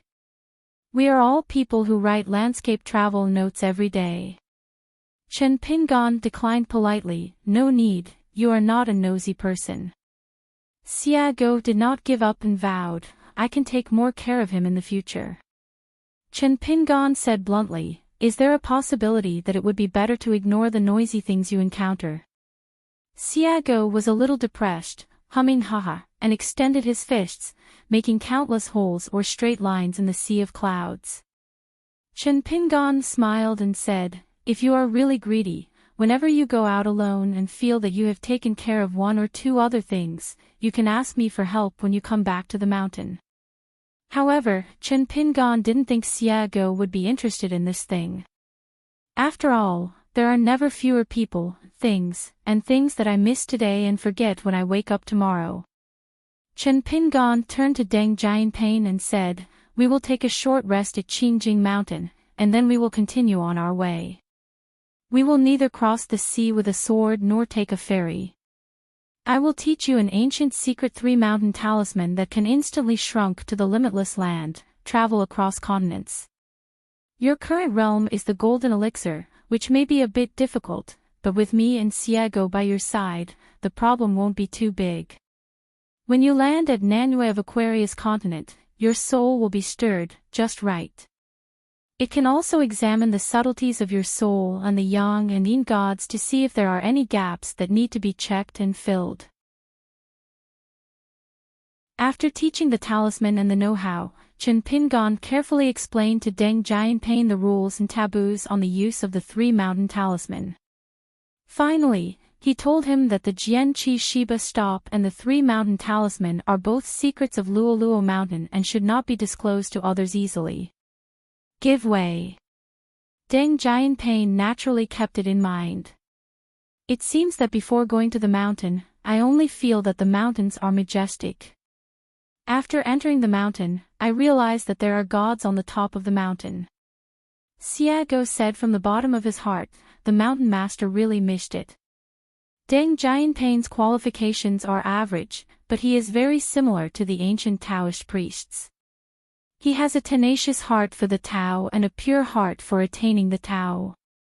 As long as he gets enlightened one day, he will be able to practice swordsmanship quickly. Chen Pingon smiled and said, then you can give me some more advice in the future. Anyway, I want to kidnap Chai Wu to be my successor. If I have the chance, let Jianping listen. If I teach 2 people the same content, I will make a profit.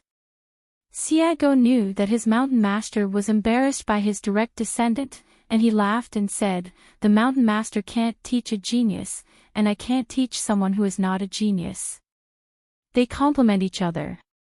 What a down-and-out mountain cow. Chen Pingon laughed and said, I've seen flatterers before, but I've never seen you flatter me with such a tricky angle. Although Deng Jianping couldn't hear their heartfelt exchanges, he noticed their subtle expressions from the corner of his eye. He guessed that Master and Xiazishi were talking about something big. Deng Jianping sighed again, the atmosphere in Luola Mountain is so good. Xiago asked for no reason, Mountain Master, you are still so young, and you already have Zhao Xuxia as a close disciple of boxing. Isn't Deng Jianping the last direct disciple you will receive in Kendo? Chen Pingon shook his head and said, now there are 7 direct disciples. Let's try to have more than 10 direct disciples one day. No matter how many there is no need. Cui Dongshan, Pei Qian, Chao Qinglang, Zhao Xuxia, Guizhuzhou, Ning Ji, Deng Jianping. Among the 7 students and disciples, only Pei Qian and Zhao Xuxia were actually learning boxing from Chen Pingon. Chen Pingon thought of something and felt that he must remind Deng Jianping, you have a junior brother named Shui Dongshan, who is the first master of Qingping sword sect. In the future, if he wants to protect you for a long time or something like that, I want to have a heart-to-heart talk with you, about life aspirations, etc. Just ignore him and just move out of master. You can also complain to Senior Sister Pei and Senior Brother Chao. Although Deng Jianping didn't know what was going on, he still agreed honestly. During this period, Chen Pingan received a letter from Fei Jin. Xia Go probed his head and glanced at the contents. It was a secret letter from his good neighbor Yeo Shinjun, asking Chen Pingan to give an exact date as soon as possible. Xia Go felt a wave of resentment at the end of the letter. It turned out to be Wei Yeo who reminded him not to delay any longer.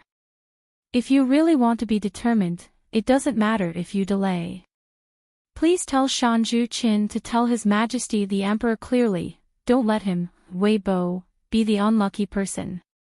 In short, as long as Chen Pingan has set a date, the Dali Imperial Court will immediately start arranging the specific itinerary.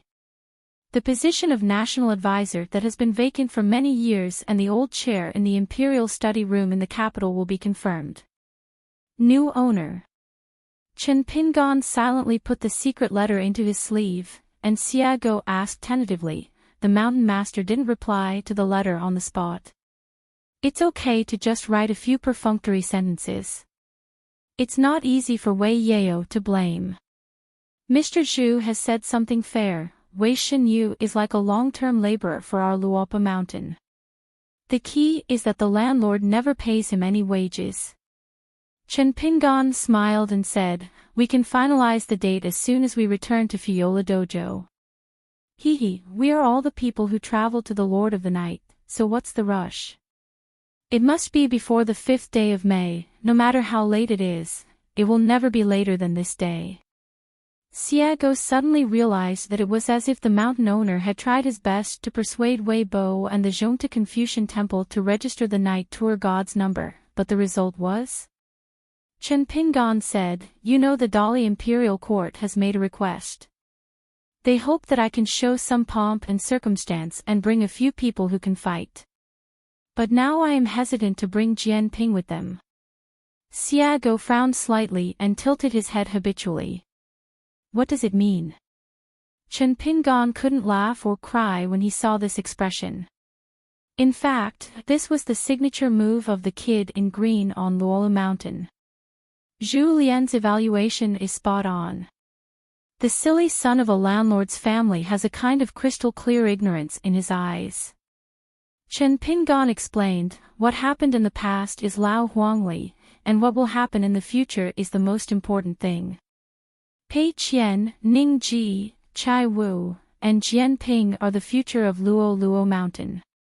Xia Go did enter the mountain late, so he missed the last visit to Mount Luolu to visit Jingyang Mountain. He couldn't miss it this time.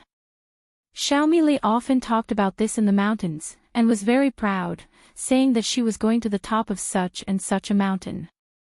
His arms crossed his chest, his face full of seriousness. He felt that he was at least a foot tall at that time. In Luoluo Mountain, Xia Go will not only wander around with the white-haired boy, no matter whether it is a sudden rain, the new moon is like a frost, or the moon is like frost, and the new moon is like a hook. He only knows the girl in the mink hat who does not know what home is. He also likes to chat with the little girl in black, listen to the unscripted bragging of the kid in green, and go shopping in the mountainous market with the girl in pink skirt. Landing at the edge of Qingjing Mountain, Chen Pingan slowed down and walked towards the main mountain where Qinghu Palace is located, allowing Deng Jianping to regain his composure. Chen Pingan was an old acquaintance at Qinghu Palace, and soon a Taoist priest from the lower court went to the main mountain palace to watch and report. In the entire Qingjing mountain area, foreign Taoists are allowed to build grass and qingqing on the peaks. They only need to prepare some local products during the holidays and talk to the Qinghu Palace. In his early years, before the Taoist priest from Qinghu Palace moved to Aquarius Continent, he was not so easy to talk to. After moving back to Qingjing Mountain, many measures became grand. Taoism has always placed more emphasis on nourishing the body than the mind. On the way to the mountains, it is common to see Taoist priests doing qi nurturing kung fu to strengthen the body. The movements may seem slow, but they are completed in one go. Onlookers, whether they are practicing martial arts or practicing qi, will find it pleasing to the eye. Deng Jianping hesitated to speak. Xiago couldn't stand this. The elders were so unhappy, so she wanted to make some remarks.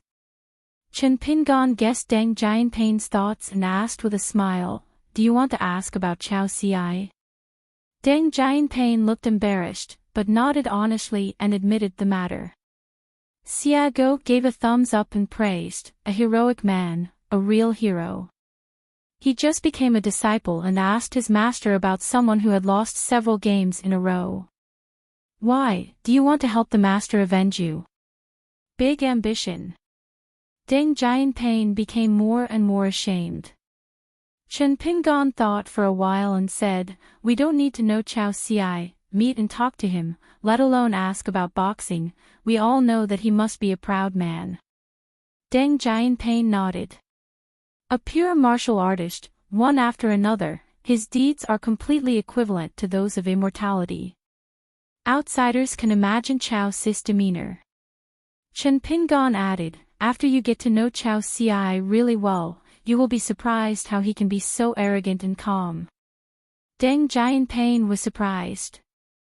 Master actually respected Chao Ci, a peer of his age, so much. "Remember in my hometown in the north over in Juluzhou, the martial arts fighters would not accept defeat even if they were defeated. Even if they were convinced, they would not be convinced verbally." The common sense of the martial artist Chao Ci, the open-mindedness of the sword cultivator Chou Miao, the gentle pragmatism of the Confucian scholar, etc. Chen Pingan would sincerely admire them, and of course, the land wine fairy Lu Jinglong. Xiago patted his heart gently. Mountain master, in this way, Chao Ci is very similar to me. He doesn't show off his appearance when he goes out and is approachable."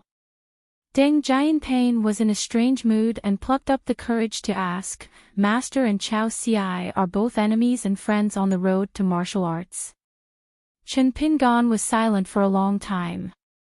Regarding this matter, he confided his feelings for the first time and said slowly, "I want to win him, but I am afraid he will lose."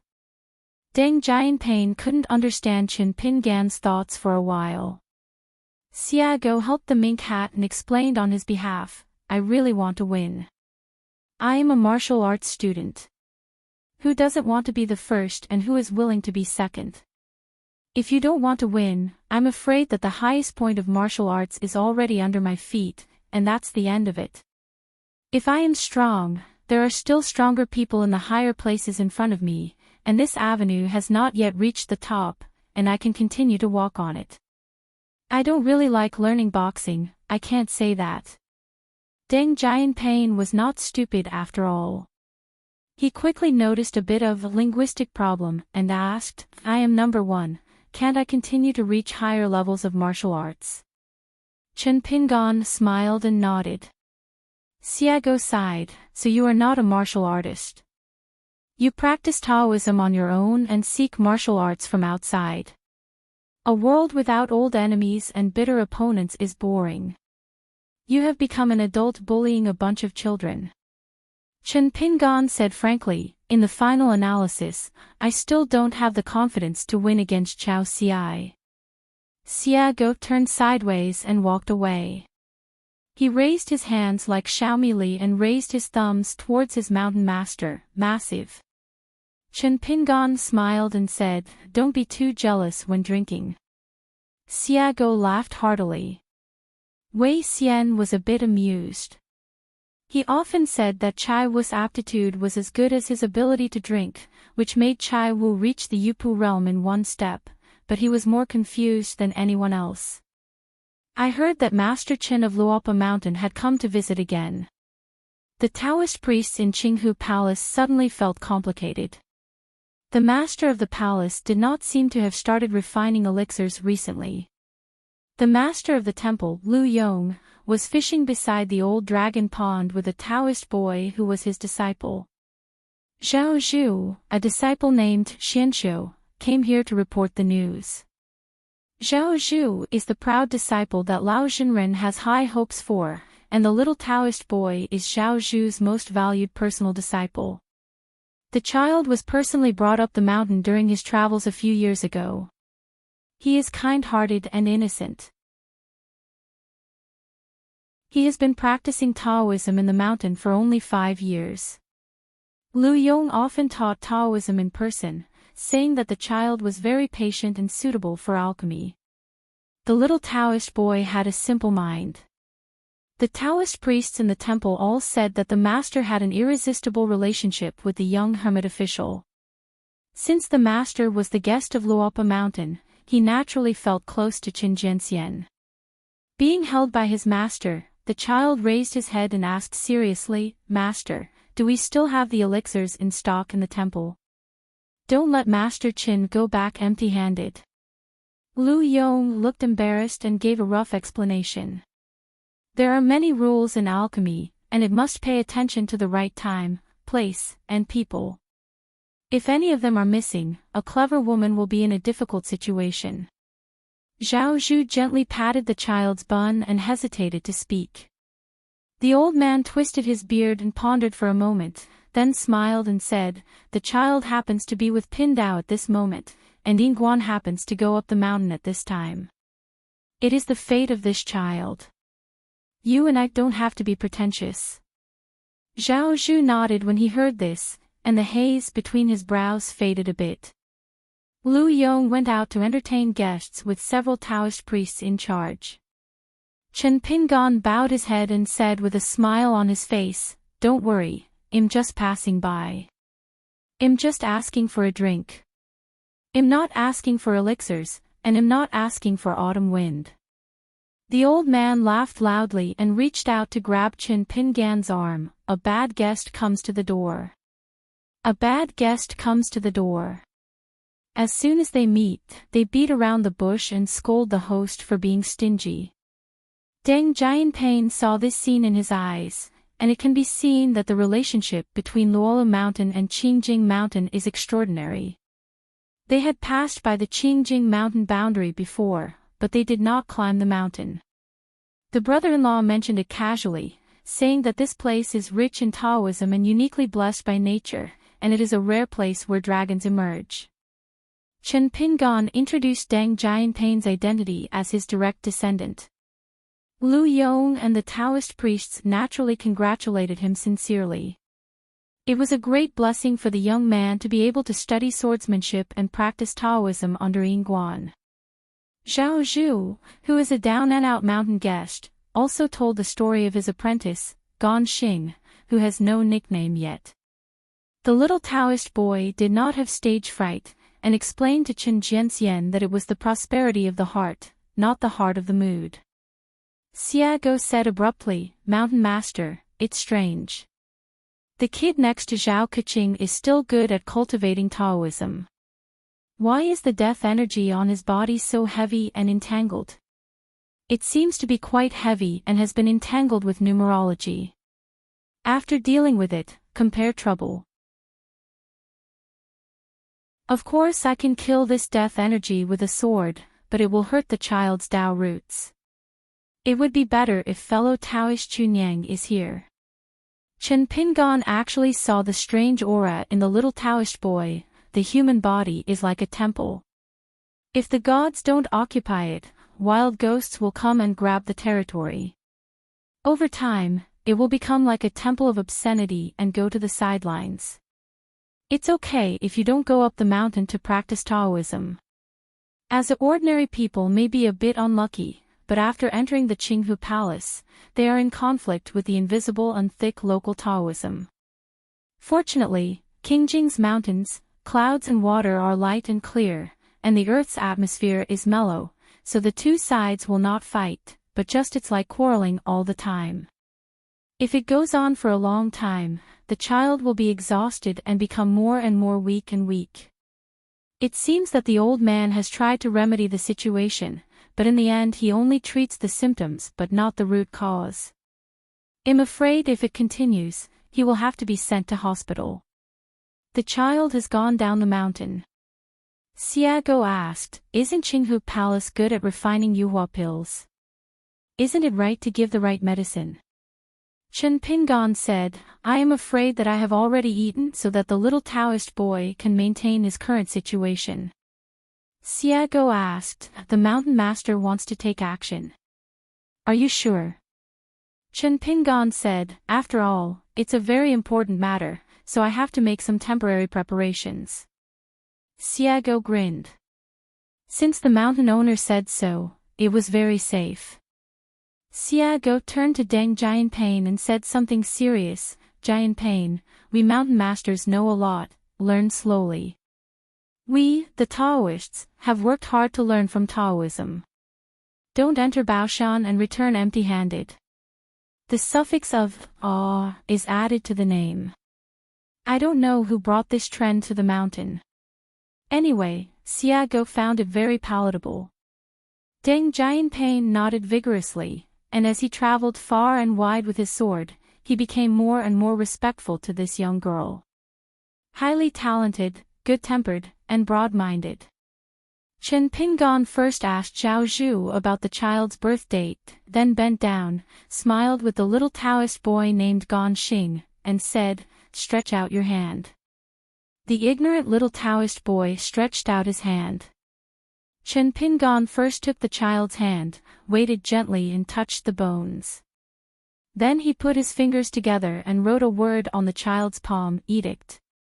The words on the palm of my hand shone with golden light and disappeared in a flash. The sound of gold and jade vibrates loudly. At the same time, Chen Pingan said silently in his heart, retreat. Chen Pingan retracted his hand, like a kind elder, rubbed the child's head, and said with a smile, I live in a quiet mountain, and I am a Taoist who is full of energy and practices hard. The little Taoist boy nodded blankly. The child was inevitably doubtful. He looked up at the man with a gentle smile. With such a good temper, was he really a swordsman who could kill everyone? I heard that there is a landscape minister who has made great contributions in the Qingjing mountain area in my family. He has been protecting the mountain tops diligently for hundreds of years. Must be informed in advance, just to avoid this hidden official. My master tried to persuade me several times, but to no avail. Chen Pingan spoke to Lao Zhenren and Zhao Zhu from the bottom of his heart. For the time being, I am just using talismans to stabilize Gan Xing's mind. The words of the imperial edict are one talisman with 3 meanings, and the mountains and rivers are thunderous. I try to take a gentle path and don't dare to let the child live in a small world. The movement was too loud. So Zhao Zhu needs to take Gan Xing to Aquarius continent later, and then go directly to Fuyao Foot to find me, where my temporary dojo is now. The old man bowed his head and thanked me, thank you, Master Qin. Zhao Zhu asked his children to follow him and thank Shanzhu Qin. The child was very happy when he heard that he would soon be able to go down the mountain to play and take a long trip. In the Qinghu Palace, Chen Pingan didn't even drink. He chatted for a few words and then stood up to leave. The so-called small talk is not all trivial matters and polite greetings, but more a matter of mentality and position. For example, Chen Pingan asked Lao Zhenren what they thought of the old monks and old sects in the south of Aquarius continent. Lu Yong also wanted to let the disciples of Zhao Zhao's generation go out to experience and practice with the juniors, so along the central route a trip to do is a good choice. In addition, Qingping Jianzong, Tapingshan, Dequan Dynasty, and Jade Guizhong are all places you must go to. The little Taoist boy's face was flushed, and he looked like he wanted to speak but didn't dare. Chen Pingan smiled and asked, Gan Xing, what's the matter? The little Taoist boy secretly glanced at his master and master. The old master stroked his beard and smiled, encouragingly saying, that's it. Master Chen's visit to our Qinghu Palace is just a visit from his own relatives, Trail Tong said. Chen Jianxian, let me tell you something. We have a mountain protector who is from a local demon tribe. He seems to be very afraid of you. As soon as he heard that you were mountain climbing, he went out to relax again." Chen Pingon didn't know whether to laugh or cry, and asked curiously, "Lao Lu, fellow Taoist Xianqiu, didn't you tell this worshipper about the situation in Luopa Mountain?" Zhao Zhu was helpless. "I told you, it's useless. Our mountain protector has a simple mind and likes to accept death." Not only did he not listen to the advice, but he also said that we were only familiar with Qin Pingon and Master Qin. In fact, he was not familiar with the hidden people of the Sword Chi Great Wall. "I am not familiar with the official. When the time comes, the man surnamed Qin will attack him fiercely. He will not be able to run away. Not only will he lose his life, he will also cause the relationship between Qinghu Palace and Luo Luoshan to be in trouble. If he can't do it, he might as well hide every time. Then someone named Qin can't come to Qingjing Mountain as a guest every 2 days." Chen Pingon couldn't help but laugh and joked, "It sounds reasonable." The old man laughed loudly and said, "I don't blame those who don't know." Xiago was even more happy. Didn't he know that our mountain master has 2 flying swords, called Chu Yi and 15? Chen Pingon glanced at Xiago, and the girl in the mink hat tilted her head habitually, and her eyes suddenly became clear. Chen Pingon had no choice but to ignore Xiago. Anyway, she had a big heart and she was face to face, so she said directly to the child, "Gan Xing, you can tell the mountain guard that the second priest next to me is a wild sword cultivator. She, the Taoist companion, also has the same identity." Gan Xing nodded. "Chen Jianxian, I understand." Xiago suddenly showed his teeth and claws and made faces to scare the child. Gan Xing remained motionless, just curious, what was she doing? Xiago was annoyed at first, but then he became happy. "Hey, it's not good to be too beautiful. You can't even scare the children." Before leaving, Chen Pingon gave the little Taoist boy a small pocket sword, which was temporarily forged. He smiled and said, "It's a custom in my hometown. The master who forged the sword will use his own experience and the child's personality and temperament to make the sword. The breath sends out different small swords, which are either fairy magic weapons or good omens. Almost every household needs them. You can keep them in your study or carry them with you." Then when Deng Jianping sacrificed the 3 mountain talisman, they crossed the continent in 1 step and went straight to the top of Nanyue Mountain in Aquarius Continent. At the Qinghu Palace, the old master smiled and asked for a small sword from the child. The sword was engraved with a line of text, which had a very good meaning. It looked like the handwriting of the young Yingguan, which was correct. "I am good at cultivating the aura of awe-inspiring people." Seeing how much his master couldn't put it down, the little Taoist boy reminded him, "Master, remember to return it to me." The old man handed the small sword back to the child and said with a smile, "Stingy little kid." How could the little Taoist boy be afraid of his master? He carefully put away his sword and made a face. Among the 5 mountains of Aquarius Continent, only Zitong Mountain, the southern mountain, has only one mountain named Saiji Mountain, which is the Crown Prince's mountain. Fan Junmao not only took the name Cuewei for himself, but was recognized and canonized by the Confucian Temple. He also had the unexpected joy of receiving a plaque titled Green Mountains in the World. And this plaque hangs high at the archway at the foot of the mountain. It is in line with Fan Junmao's acting style, which is high profile and public, without being subtle or pretentious. There is an endless stream of pilgrims coming here to pay their respects. Without exception, they will stop here and look up at the plaque. Many elders will also teach their children how to read. On the roadside, there was a young man with a sword squatting and retching, holding a bamboo stick with one hand. Standing next to him was a man with arms and sleeves and a girl in a mink hat. Xiago said, "The foundation is indeed a bit weaker than expected. Qingjing Mountain is at the northern end of Tongya Continent, and Nanyue Zitong Mountain is at the southernmost edge of Aquarius continent. In addition, Xiago was also responsible for helping Deng Jianping stabilize his Tao Qi during this process, so this cross-continental journey with the three-mountain talisman was swim. The water is relatively large. Chen Pingan said, before Jianping was weak, he was mostly wandering around. It is not easy to have the physical foundation he has now.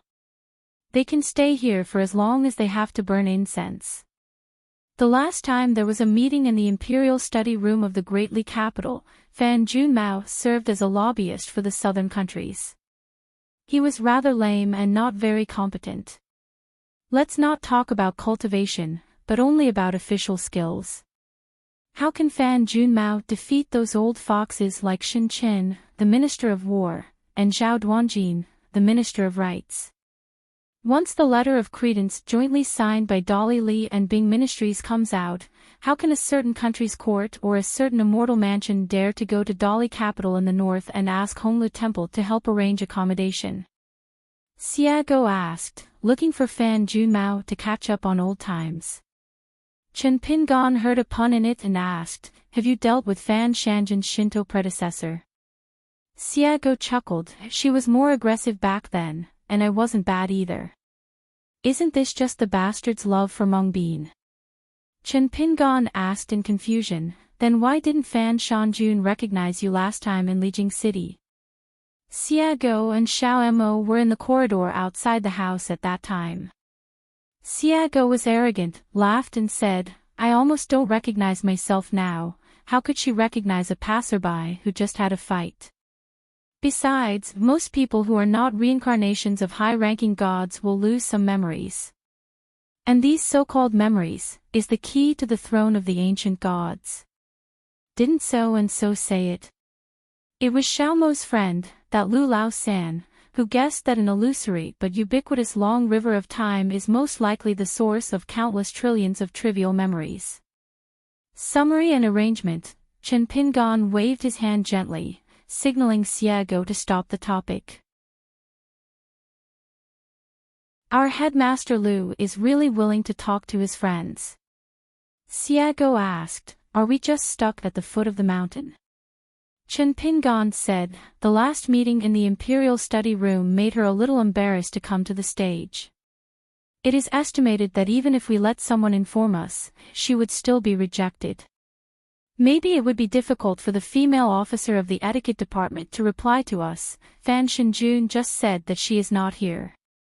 Mountain. Xiago smiled and said, this is her old temper, so I'm not surprised at all. Chen Pingan joked, there is a big difference in Xia Six's attitude towards Fan Shanjun and Qing Tong. Xiago curled his lips and said, whoever I approve or disapprove does not matter about their background. Unexpectedly, just when Chen Pingan was about to take Xiago and Deng Jianping to stroll in the market near the foot of the mountain, Fan Junmao used a trick and was actually willing to go out to entertain the guests in person. But instead of going up the mountain, Fan Junmao followed the previous direction of Chen Pingan and others, and went to the bustling streets of the market. Along the streets, there are incense shops, bookstores, restaurants and inns.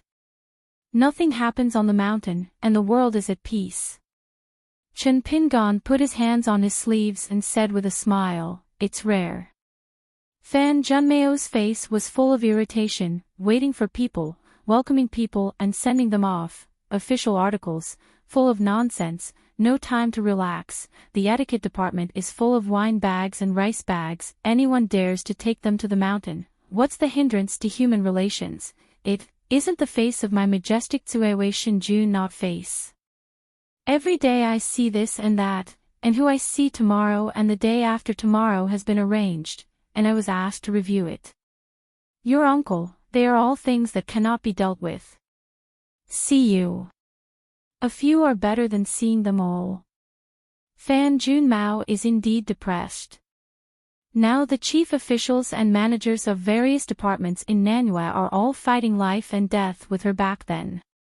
Their moral character is nothing to say, but their ability to handle common affairs is really worrying. Deng Jianping was stunned when he heard this. This famous Lord Suiwei has such a distinctive personality. Chen Pingan smiled and said, "Let's negotiate with the Department of Etiquette first." After 7 or 8 years of being busy like this, it doesn't matter which country you are the emperor or prince of, or whose clan leader or leader you are, you will all be gone. Good people may not be good officials. Of course, it does not mean that official seats must be occupied by bad people. Moreover, many corrupt officials who are good at power actually go there to be honest officials who benefit one party and leave a name in history. As long as they are a gangster of the officialdom, the public practice, the mountains are the same, and Confucianism talks about 1,000 ways and 10,000, but still goes back and forth on the word name and reality. It is a different approach but the same result. It is nothing more than working on human nature and the human heart. As the lord of a mountain, with jurisdiction over thousands of mountains and rivers, it is your duty to avoid such complicated etiquette in the early stage. It is too impersonal, and it will definitely not work. The etiquette department will also be in trouble. Just wait until others adapt to you. If you are too talkative, it is easy for others to be hard to talk to. After all, the ceremony department is only one of the 20 or so government offices in Nanyue. You can remind them appropriately not to be confused about who is older and who is younger, who comes first and who comes last. Fan Junmao didn't know whether he heard it or not. Anyway, his expression was reluctant. "You are now a high official, let me listen to you." Chen Pingan smiled and said, "If you really want to save worry, effort, trouble and time, I also have a convenient method. Do you want to listen?" Fan Junmao said, "You should have said it earlier." Chen Pingan said, "You are not worthy of being a divine king. Without an official position, you will feel light." Fan Junmao glared. "Chen Pingan, have you eaten too much bad food and come up with some bad ideas?" Nanyue resigned after receiving the title of god. Fan Junmao would not dare to compete with the Chinese Confucian temple like this if he did not take the rules seriously. Chen Pingan smiled and said, "Then the next best thing is to find a place inside and outside. If you have a helper who can convince everyone, you can feel more at ease as a hands-off shopkeeper." Fan Junmao said helplessly, "Where can I find such a powerful person? I am a tiger. Who can I burn incense and make a wish for?" Chen Pingan smiled and said, "Isn't this the answer?" Fan Junmao said angrily, "I came down the mountain just to relax, not to make any excuses with you." Chen Pingan was non-committal. Xiago suddenly started to get close to him. "Junmao, you don't need to use any tricks. You can walk on the streets so struttingly that no one will recognize you. At most, you think some girl is not beautiful if she is not beautiful, but you are really good-looking." Blessing seems to be somewhat similar to the Tiger Empress. I don't know whether he was fooled by the words Junmao, or because he was offended by the words that followed. In short, Fan Junmao didn't answer anything. Xiago didn't take it seriously. If a person you like has no temper, doesn't it prove that you have a problem with your vision? Fan Junmao asked in his heart, "Leaving aside our identities, don't you think that the hand of the Dali court has been stretched too far?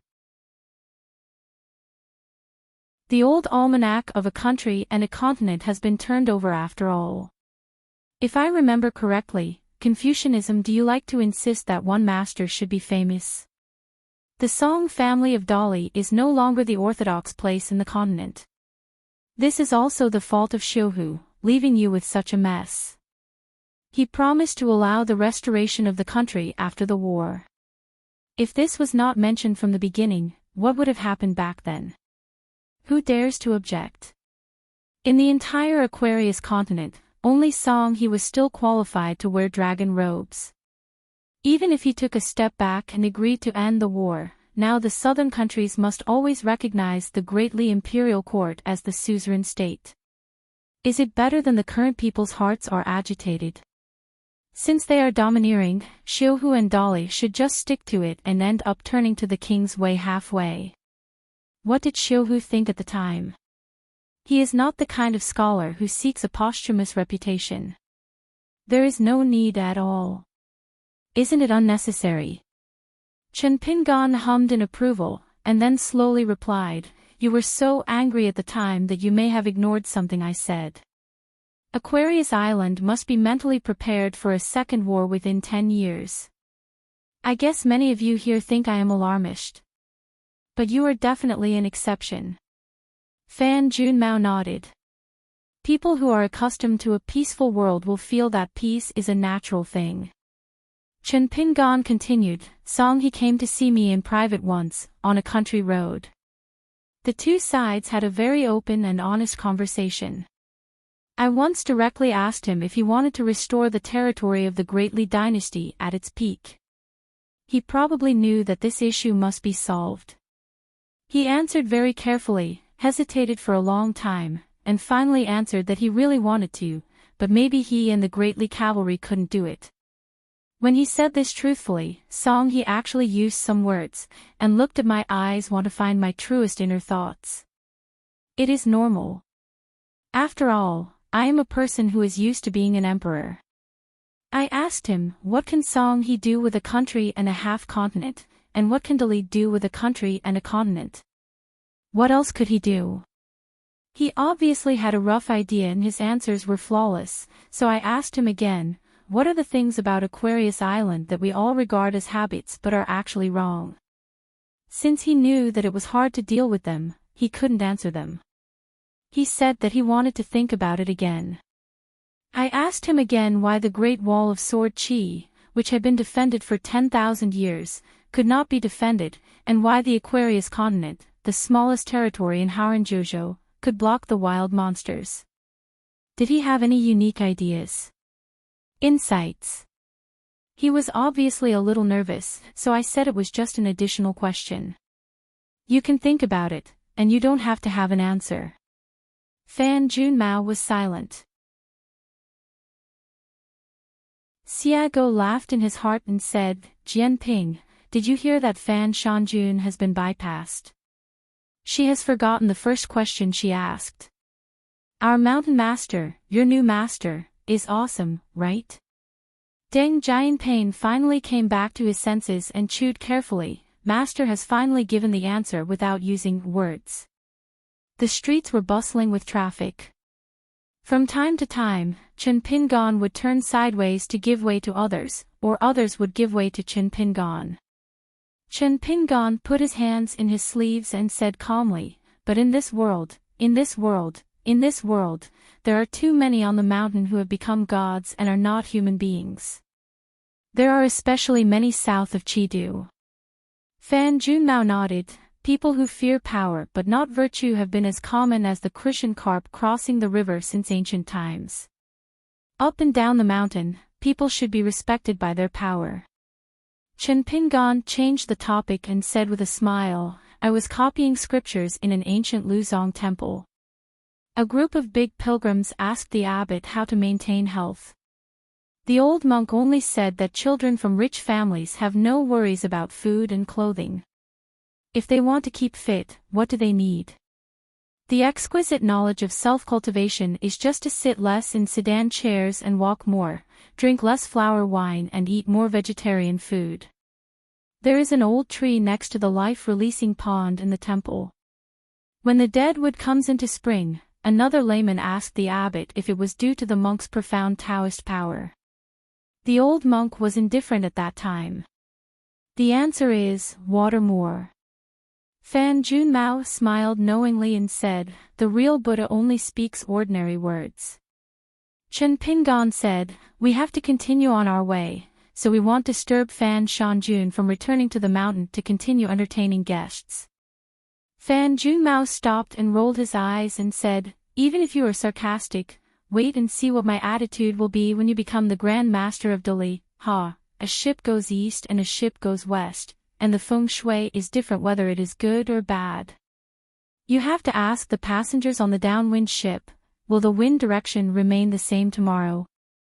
Xiago quickly held up the mink hat and was shocked. Jianping, what should I do? This woman started to pull one. I suffered the loss of being unprepared. One can't fight her. Deng Jianping said helplessly, Xietzi she knows. I've never been good at words. Chen Pingon smiled and said, the water waves rise and fall, the wind comes and goes, the environment changes at will, and it remains motionless like a mountain. Fan Junmao laughed it off and went home. Deng Jianping's expression was sincere and his tone was extremely firm. Master, you don't have to ask us to do anything for our master's Taoism and Luopa Mountain, but as disciples, we can't completely live without this reward. It's the master's thoughts. The disciple is dull and begs the master to make a request or two, but he is also kind-hearted and focused on working hard. Xiago looked at Deng Jianping with admiration. He usually looked at Deng Jianping and said nothing, but he never thought that he was brave. It's only been a few days since I learned skills from my master, and you're already teaching me how to do things. Chen Pingon thought for a while and said, from now on, I just need to go down the mountain with my sword, travel around the world, make more friends, and mind my own business. Mind your own business. Deng Jianping recited it silently in his heart several times. Afterwards, Chen Pingon and the others came to a mountain top near Xianyu County. Going to the county town and knocking on the door of a martial arts gym, Deng Jianping followed his master and found a group of young martial artists practicing boxing and walking, beating their muscles and bones, and shouting and drinking. But there was an old man, probably the owner of this small martial arts studio, lying on a wicker chair, holding a cattail fan, and actually fell asleep, snoring loudly and loudly. People who pay money to learn martial arts in a martial arts school seem to be accustomed to this. Anyway, there are senior brothers who give guidance, and they are as good as the old-fashioned sayings of the master of the gym. Many young and strong men in the martial arts hall recognize this green-shirt guest. They have been here before and have a good relationship with the master. The master occasionally drinks and brags, and will say that the three of them have traveled together in the world and passed countless mountains and rivers. They joined forces to slay demons on the road, and saw many strange things. Back then, he was the one who protected the two fledglings, but now it feels good to hear them call him Brother Su. Chen Pingon stretched out his hand to indicate that there was no need to wake up their master. He brought a bamboo chair to the familiar road and sat next to the rattan chair. He leaned back comfortably on the chair, crossed his legs, and began to smoke a dry cigarette.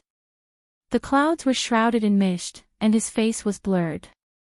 Several times, turning around, he wanted to laugh out loud and put the old bearded knight out of bed.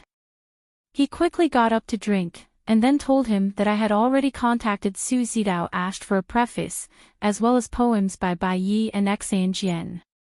If I am not strong enough, you must not drink a few bowls of wine first. Putting away the dry tobacco stick, Chen Pingon held the back of his head with his hands, straightened his legs, and leaned against the bamboo chair lazily, closing his eyes, wanting to squint for a while and take a break from the busy work. Deng Jianping glanced at Xietzi. What should he do? Xiago grinned, it's such a big deal, it's easy to handle. I'll send you to Luo Mountain first. Just leave it to Gon. When Chen Pingon opened his eyes, he was surprised to find that it was dark night and he was covered with a piece of clothing. Deng Jianping must have been at Luo Mountain, but Xiago was lying on a wicker chair nearby, pretending to be old-fashioned, swinging his cattail leaf fan, and enjoying himself. Chen Pingon asked, how long have you slept? Xiago was in high spirits, just a little while, don't delay things. Chen Pingon let out a sigh. Xiago laughed loudly, Xiao Mo has gone home and is helping Master Su in the kitchen. The two men look very nice in their aprons.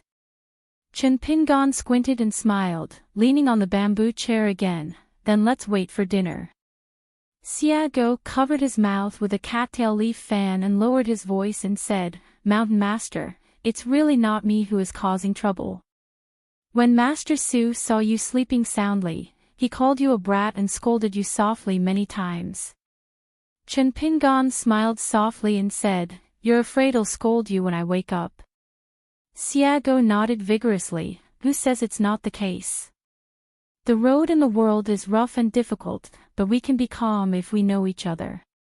The middle-aged will be middle-aged and the old will be old. They all once traveled with sweet-scented osmanthus and wine as a young man. They were drunk, stroking their big beards, wetting their Taoist sleeves and raising their straw sandals." You're tuning in to the Journey of the Soul YouTube channel.